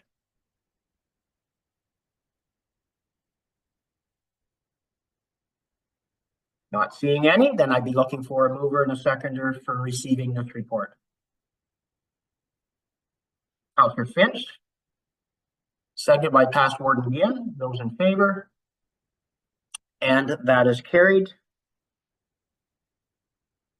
Moving on to Public Works, the capital project information, and Imran is going to be here to answer or to present for this report. So welcome, Imran. And whenever you're ready. Thank you, Mr. Warren, through you. Yeah, I just want to thank Council for the opportunity to provide further details on these projects for budget discussions. I'll go through the projects one by one, and I'll maybe pause at the end of each to see if there's any questions. So I'll start with the Zurich fuel tanks. So the budget estimate for this project was $299,000. The estimate is based on past projects that the county has completed with similar scope. The existing fuel tanks in Zurich are estimated to be between 30 to 40 years old, and their replacement is recommended due to both the age and condition. The most recent inspection was conducted in 2020, and the tanks were flagged as nearing the end of their life. Additionally, these tanks do not meet current standards and are undersized for Zurich yard operations. The proposed replacement includes one new tank with 3 compartments to accommodate dyed diesel, clear diesel, and gasoline, along with 2 new pumps. This investment will ensure we have a safe and compliant fuel system for our operations moving forward. I'm just going to pause there and see if there's any questions about this project before I move on to the weeping beds. Okay, I'm looking. Councillor Harding has a question.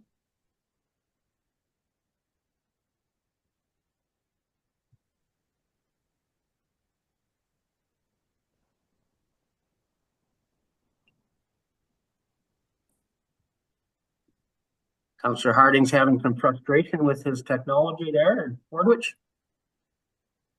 I'm looking for any other questions. Past Warden Ginn.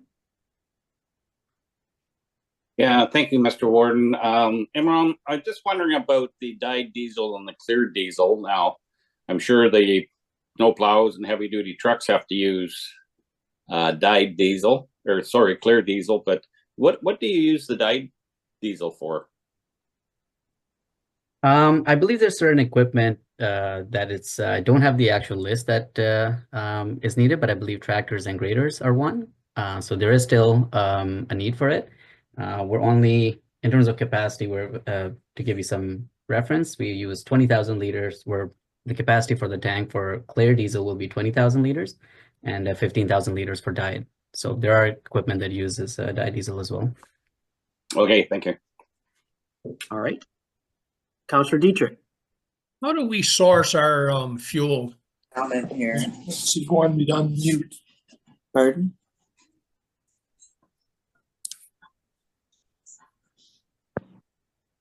Sorry, I didn't catch the question completely. I'm not sure if Could I you missed it. repeat that, Councillor Dietrich? Yeah, how do we source our fuel supply? We have a few. Yeah, thank you. Yeah, so we have a fuel tender that we push out every few years. I do not remember exactly when it expires, but we have a fuel tender that we pay a per liter price for both fuel and delivery included. Okay, any other questions?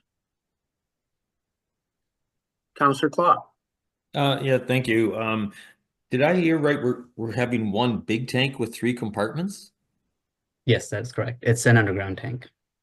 We're going underground again?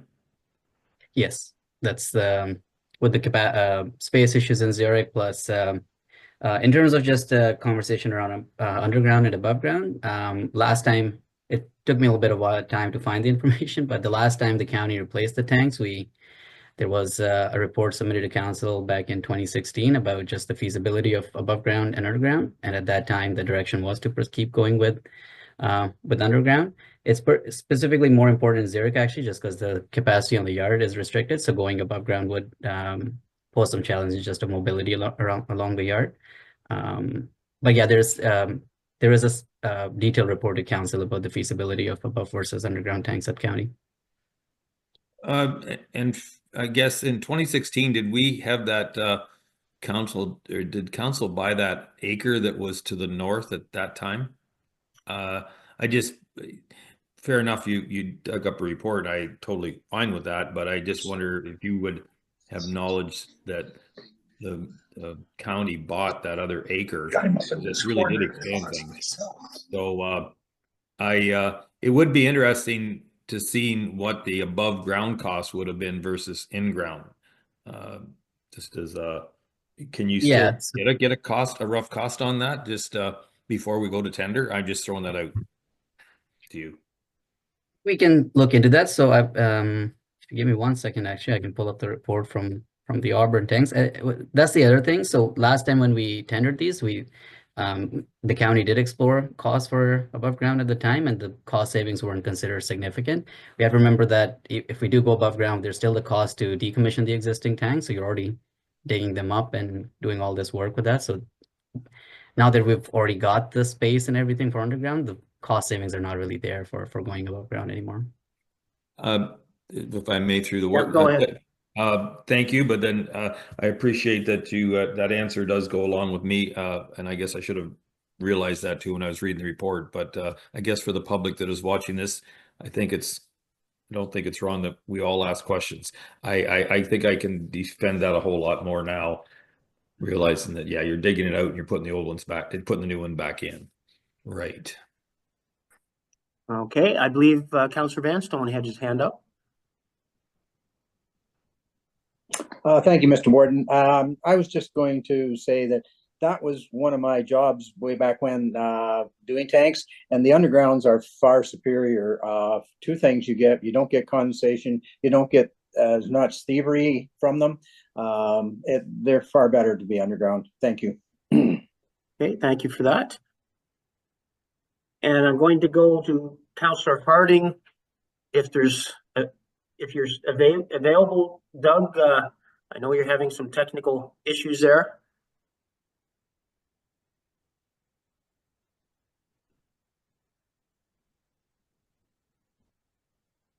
Just wanted to give Doug the opportunity if he had a question. Doug, you should be able to speak now. Can you hear me now? Yes, we can hear you, Doug. Okay. Well, I got left behind here in these conversations, and I'm very disappointed. Imran's here to answer any questions. We're still talking about the fuel tanks. And you are recommending burying these fuel tanks? That is correct. Okay. I don't really agree with that, but things keep changing. And the other thing I was going to say was if we were going to get these, so at some point when you're going to fill these fuel tanks, people won't fill them unless we change them. Is that right? I'm sorry, I don't quite understand the question. Well, like when the life of your fuel tanks is done, like we had this with our propane tanks, we had to change them. Have we been presented with that these tanks are past their useful life? That is correct. The existing tanks are about 30 to 40 years old, and they're operational right now. They're single wall, which is kind of out of date with current standards, and we just don't know when they would start deteriorating, and it's best to be proactive about that. Okay, that's what I want to hear. Thank you. Okay, thank you, Doug. So I'd be looking now for direction here. Are we looking for a motion to receive this report? Councillor Heffer, seconded by Past Warden Ginn. Those in favor? And that is carried. All right, thank you. Send it down. And we are now at the most exciting part of our morning. And the morning's not quite gone yet. So with all the discussion we've had, and I appreciate good questions, good discussion, and good opportunities from staff. And Michael, you've got something to say? Yes. Thank you, Warden. We didn't have a chance to talk about the paved shoulders in Dashwood or the weeping bed in Roxter. Those were part of that report. So we just kind of jumped ahead, but I feel we might want to talk about those.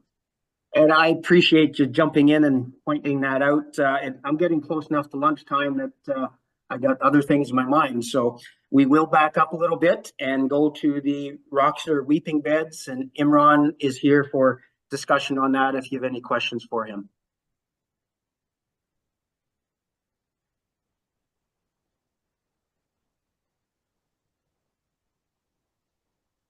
I am not seeing any.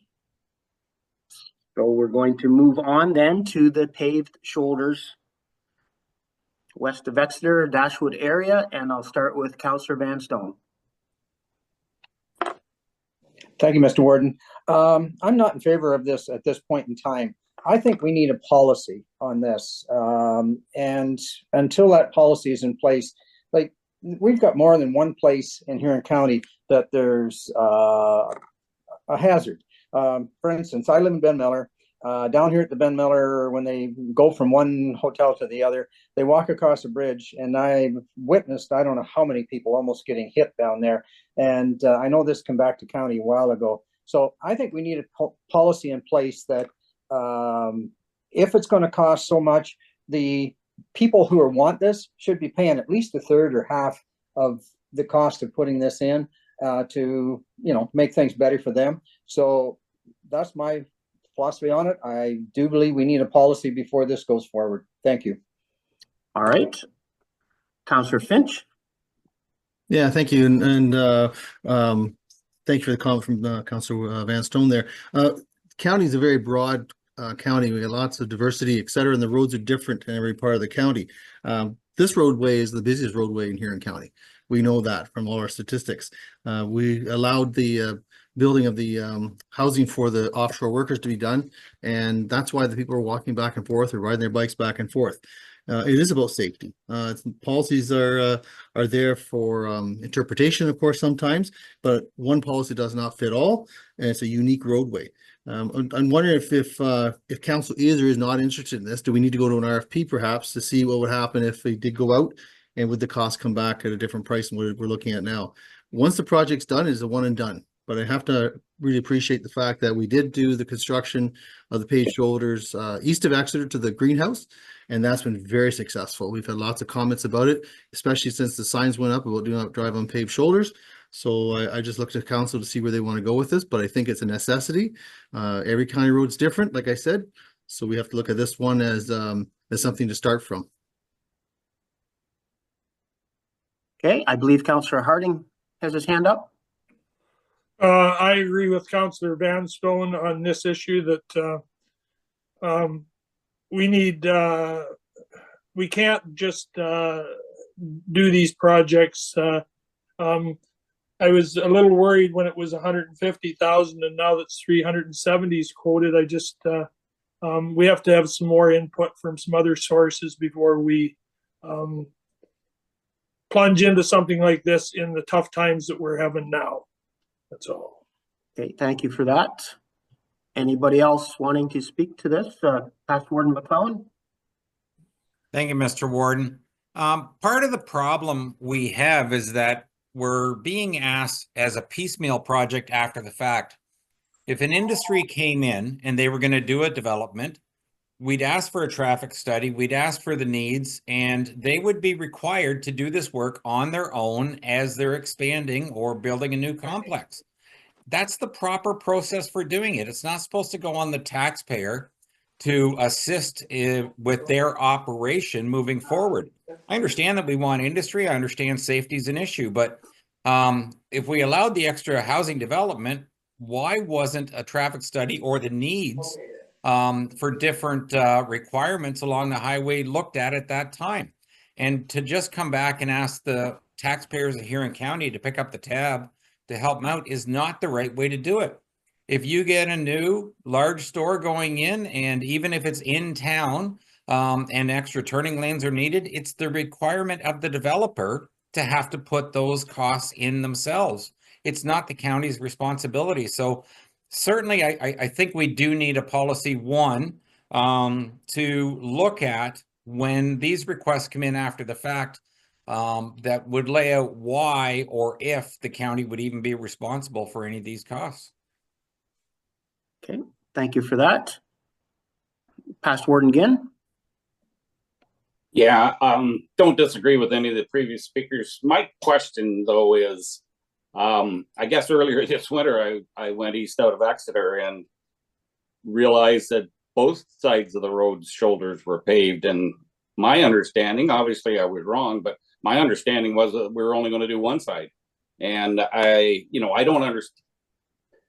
There's probably safety issues that come into play, but if we're talking bicycles on a paved shoulder, surely the ones going with traffic could ride next to the traffic, and the ones going the opposite direction could ride as far away as possible. But I just question the need of doing both sides of a road for for people to bike into town. I understand that these are temporary foreign workers in many cases, and it's not that I wouldn't support doing something like that. I certainly supported the one out of Exeter, but that's my big concern is why are we doing both sides of the road? Thank you. Okay. Councillor Becker. Thank you, Mr. Warden. I would like our staff to look at just paving the south side from where these people live. They can come up. It's about a half-mile ride on their bikes to the complex where they work at Haters. And because right now they walk both ways on the one side of the road. And if they look at just paving that one side, I think those people would agree to that. Gives that option of safety, because I agree with Councillor Vanstone, there is a need in Ben Miller, but you got to realize, like Councillor Finch said, this is the main highway.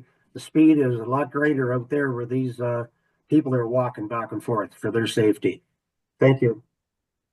Okay. Anybody who has not spoken yet have an opportunity if you choose it. So I'm going to go to Councillor Vanstone. Thank you, Mr. Warden, for letting me come back in a second time. And I don't think it matters. I know there's places all over the county that we have problems. And if you get hit by a car going 50 kilometers an hour or 100 kilometers an hour, it's not going to make much difference. You're still going to be dead. So we need to look at this. And as I said, I think we really need to bring it back and get a policy in place, because I think the people that are asking for this should pay some, like lots of people say, like, let's get some skin in the game. I don't think that the ratepayers of Huron County should cover all of this. So I thank you again. Okay, so I'm going to suggest that we get a decision made here, and Past Warden McNeil, you've something? Yeah, thank you very much for that, Mr. Warden.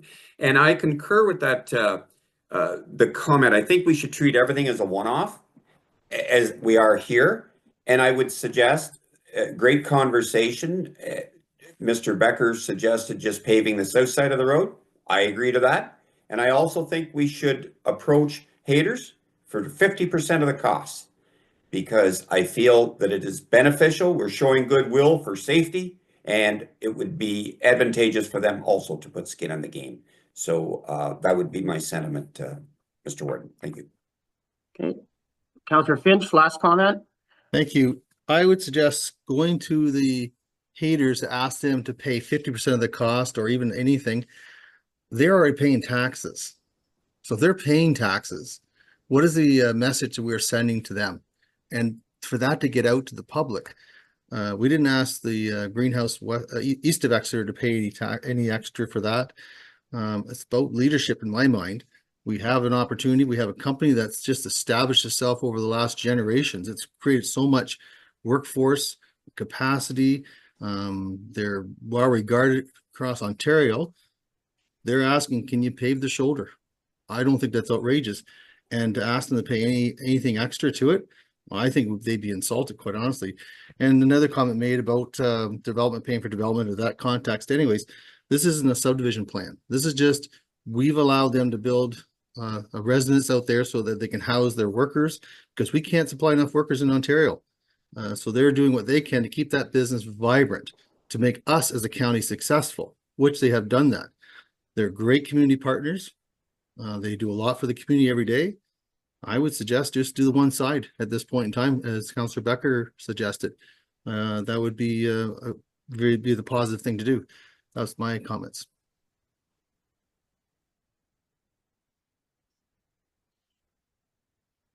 Okay, let's pull this together. Imran, I believe you want to respond. Thank you, Mr. Warden. I just wanted to comment on the one side use paved shoulder comment that was made. I'd just like the opportunity to maybe bring a report back for the feasibility of the one side. There are safety concerns with that. If we do approve it, I'd just like to give thoughts on that. Please also keep in mind our approach currently is to put fully just paved shoulders, which is different than a cycling facility. The implications of putting paved shoulders on one side and encourage usage of cycling on both sides kind of thing, both way traffic. I'd just like to have the opportunity to address that and just how safe that is and if that is even a good idea to go about that way. Which is why we went with both sides and east of Exeter as well. Okay, so let's pull this together and we'll be looking for direction here.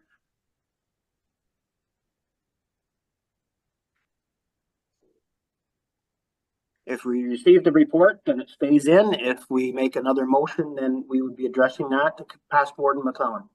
Thank you, Mr. Warden. I have no problem receiving the report, but I certainly would like to see any more information that Imran could bring back to the council before we make a final decision on the sides of the road. If only doing one side is problematic for other reasons, I don't want to get ourselves in trouble there. So I think it'd be good if we had that information before we made a final decision on that. Okay, Councillor Besnet. I would concur with Councillor McClellan on that as well. More information, I think, is required before a final decision is made. And to pass Warden McNeil's comments about even opening up conversation with haters and seeing if there is a will. Maybe it's not 50%, maybe it's 20%, anything, right? And I understand Councillor Finch's comments in regards to a well-established business and employing a lot of people. I do understand that as well, but if there is an opportunity and they're willing to give a little, then I think that's a good thing as well for the county. Clerk Cronin, did I see your screen come up? Do you have some procedural direction that could be useful here? I feel that at this time we're looking more for a report on the paved shoulders. I'm not quite sure if they're interested in a full-out policy regarding, the possibility of the installation of paved shoulders throughout the county, or whether we're going for a specific one with this request here. But I think we should maybe have a motion to direct staff to prepare a report first before we consider the other ones. That's Councillor Vanstone, and Councillor Anderson is seconding that. And can I ask for clarification on that? Is it specific to the hater request, or is it regarding paved shoulders throughout the county?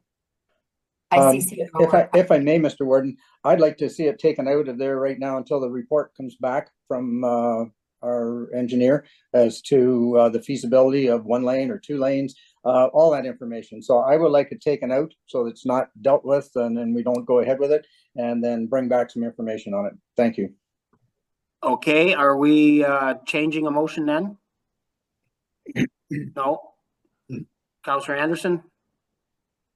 Thank you, Warden. I was going to ask if this portion of Imran's report could be deferred until the report comes back with all the information. Okay. I believe our CAO, Megan Work, would have something to say here. Yeah, through you, Mr. Warden. I just wanted to manage expectations from council on this too. I think it's one thing for us to have a conversation about this particular instance. If you're looking for us to open this up to develop a policy throughout the entire county, I think that would take us some time to work our way through that with county council. So I just,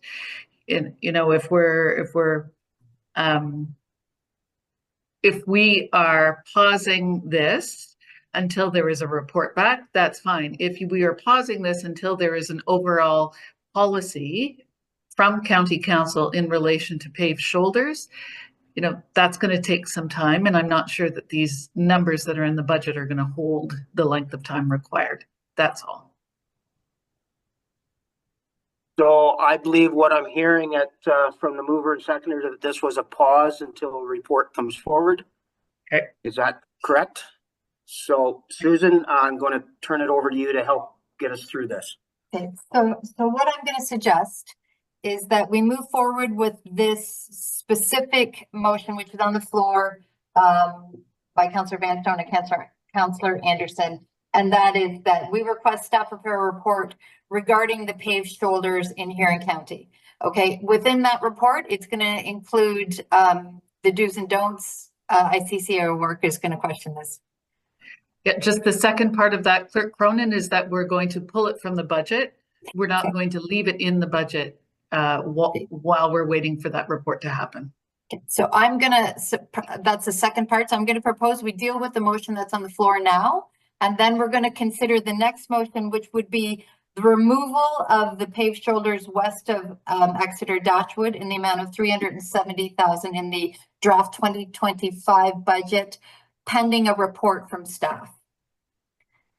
Two motions, okay, if we're okay with that. All right, I'm seeing heads nodding, so yes, we're okay with that. So Clerk Cronin, first motion, can you just read it so we're all clear? Moved by Councillor Vanstone, seconded by Councillor Anderson, that the County of the Council of Huron request a staff report regarding paved shoulders on Huron County roads. Those in favor? That is carried. And second motion would be that the Council of the County of Huron direct staff to remove the paved shoulders west of Exeter Dashwood in the amount of $370,000 from the draft 2025 budget, pending the staff report on paved shoulders. All right, those in favor of that. A question, if I may, Go sir. ahead. Yeah, no, it's really hard to. So the first part I hear, it's being pulled out of the budget. My humble means that it's not going to be in this budget, but the second part, pending the report, it's either in this budget or it isn't. I just want to be clear what I'm voting on here.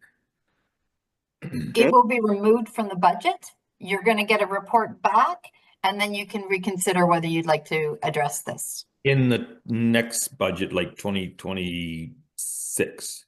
That's entirely up to you. Well, see, the point is, if one of the reasons too is trying to help the taxpayer, which Tom Hayter's one, if we're pulling it out, then that's 300 and some thousand. That's I don't care if it's coming in reserves or capital, whatever. It's still helping the budget this year, and so that's why I'm kind of being a stickler on this. Is that the intent of the movers? That's fine. I just want to know. That's the intent that I'm voting on, but I want to be clear. And CL work, I believe you were going to respond.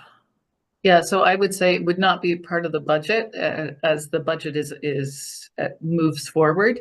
It would come forward as a one-off and council at that point would have an opportunity to make a decision where they would want the funds to come from. Councillor Clough. All right. Okay. Councillor Becker. Thank you, Mr. Warden. Just comment to Susan. This is just west of Dashwood. It's not Exeter in this report. Where haters are, it's west of Dashwood on 83. Got it. Okay. That's all right. Councillor Finch, last call. Yeah, thank you. And through the warden, I'm just curious, this is being removed from the budget. Yes, I understand that.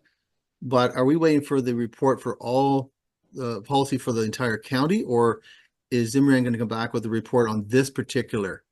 And then but the way Susan had said it made it sound like that we're waiting for the policy to come back. Can you just maybe clarify, Susan? My understanding was that it would come back for this particular incident. Okay, can we just read that recommendation again, please? It's going to be different. I'm going to tell you that. The Council of the County of Huron directs staff to remove the paved shoulders west of Dashwood in the amount of 370,000 from the draft 2020 budget pending a staff report. How's that? Okay, those in favor of this motion?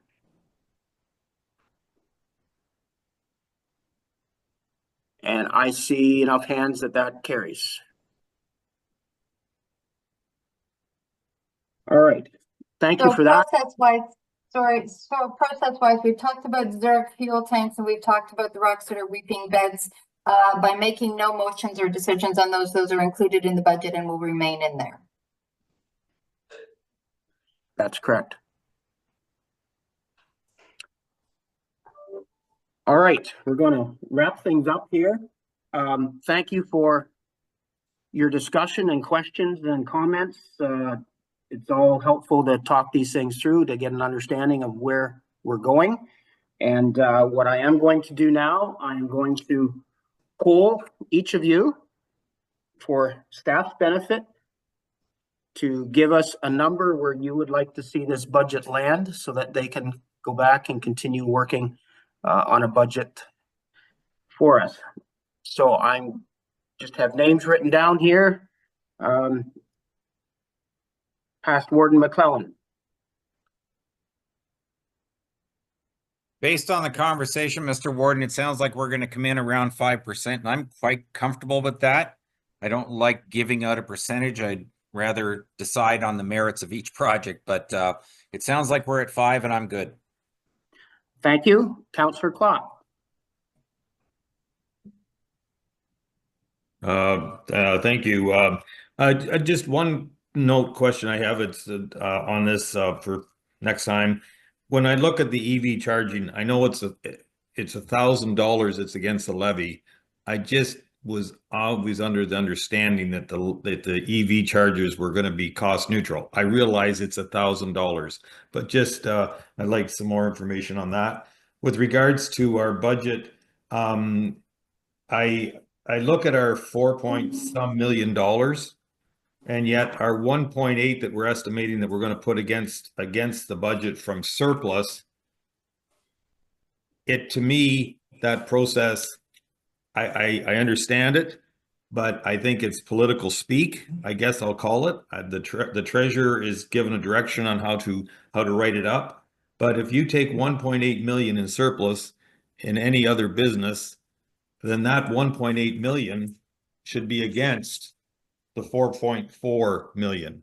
Last year's budget was 52,826,000. Tentatively, where he's looking at about $2 million, but of course, as he pointed out, that we're not done. He's hoping to have 1.8 surplus. Then I think, council, we need to give I think it'd be more upfront to say that we're actually asking for new money of 4.4 plus 1.8.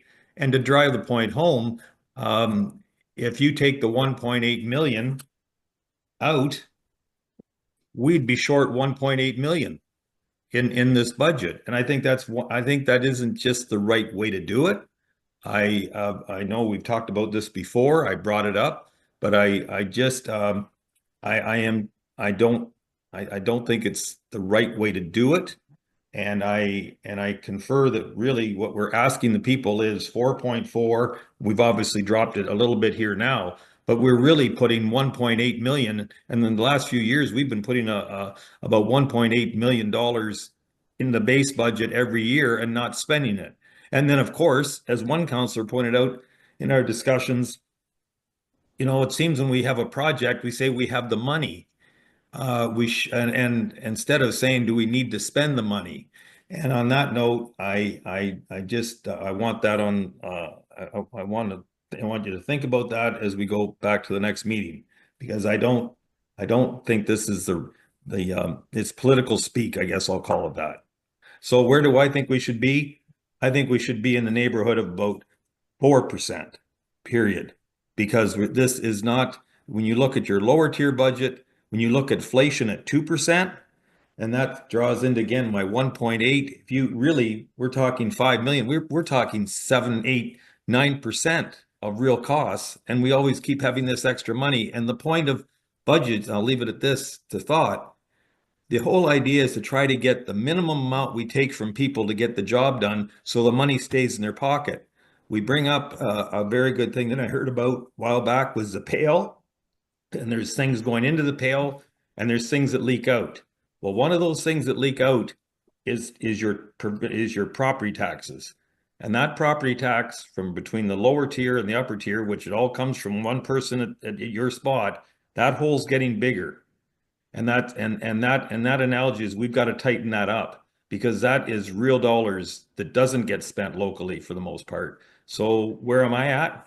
This budget should be at 4 or less, but also it should be a lot straighter with the people on how we really are putting this budget together. All right, thank you for that. I'm going to continue, but I'm going to say what I'm looking for is just your first gut reaction where you'd like to see this budget land with a percentage number, and it's just to give staff an idea what we're thinking. So I'm going to go to Councillor Harding. 4. Thank you. Councillor Ginn. I'd like to see what the options look like to go to 3%. Okay, Councillor Becker. 4.5. Councillor Finch. Anything under 4 is great, but just over 4 is fine. So 4.1 or 3.9. Okay. Councillor Dietrich. 4. Councillor McClellan. 4.5.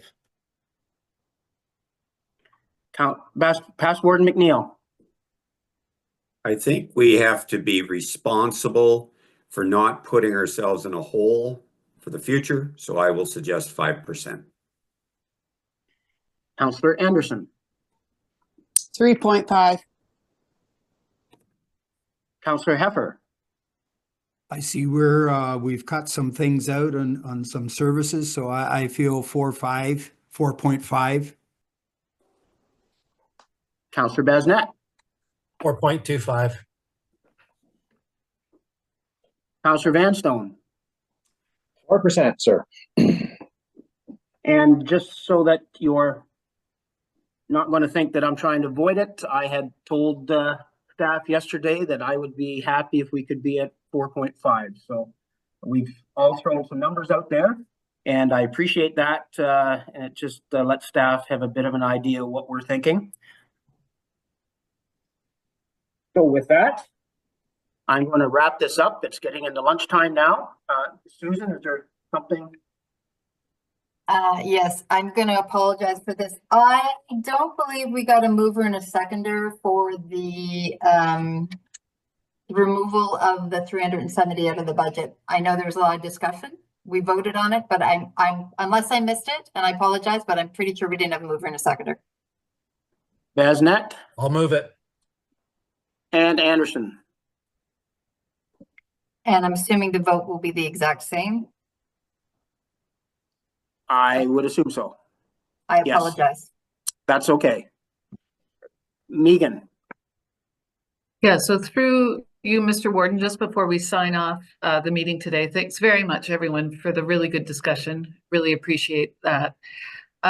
Normally what happens at this point is staff then takes the feedback from County Council. We put together some scenarios based on the motions that were put on the floor today. We also take feedback in terms of overall where Council was interested in landing. And we put together those scenarios, and then those would come forward at you next, not the meeting next week, but it would be the first meeting in March. So just wanted to make sure that Council is okay with that process. And as staff, we then will go behind the scenes and we'll work to move that forward for you. Thank you, Megan. Look forward to that. And I'm going to now call for a confirmatory bylaw. Is there someone willing to do that? Councillor Becker, and that's seconded by Councillor Harding. Those in favor? That is carried. And who would like to adjourn us this afternoon? Councillor Dietrich and Councillor Heffer. Those in favor? That is carried as well. Thank you for the comments and the input, and it's part of the process to get us to where we need to be, and I appreciate everybody's involvement. So have a good afternoon, everyone. Goodbye. Good afternoon, everyone. Bye.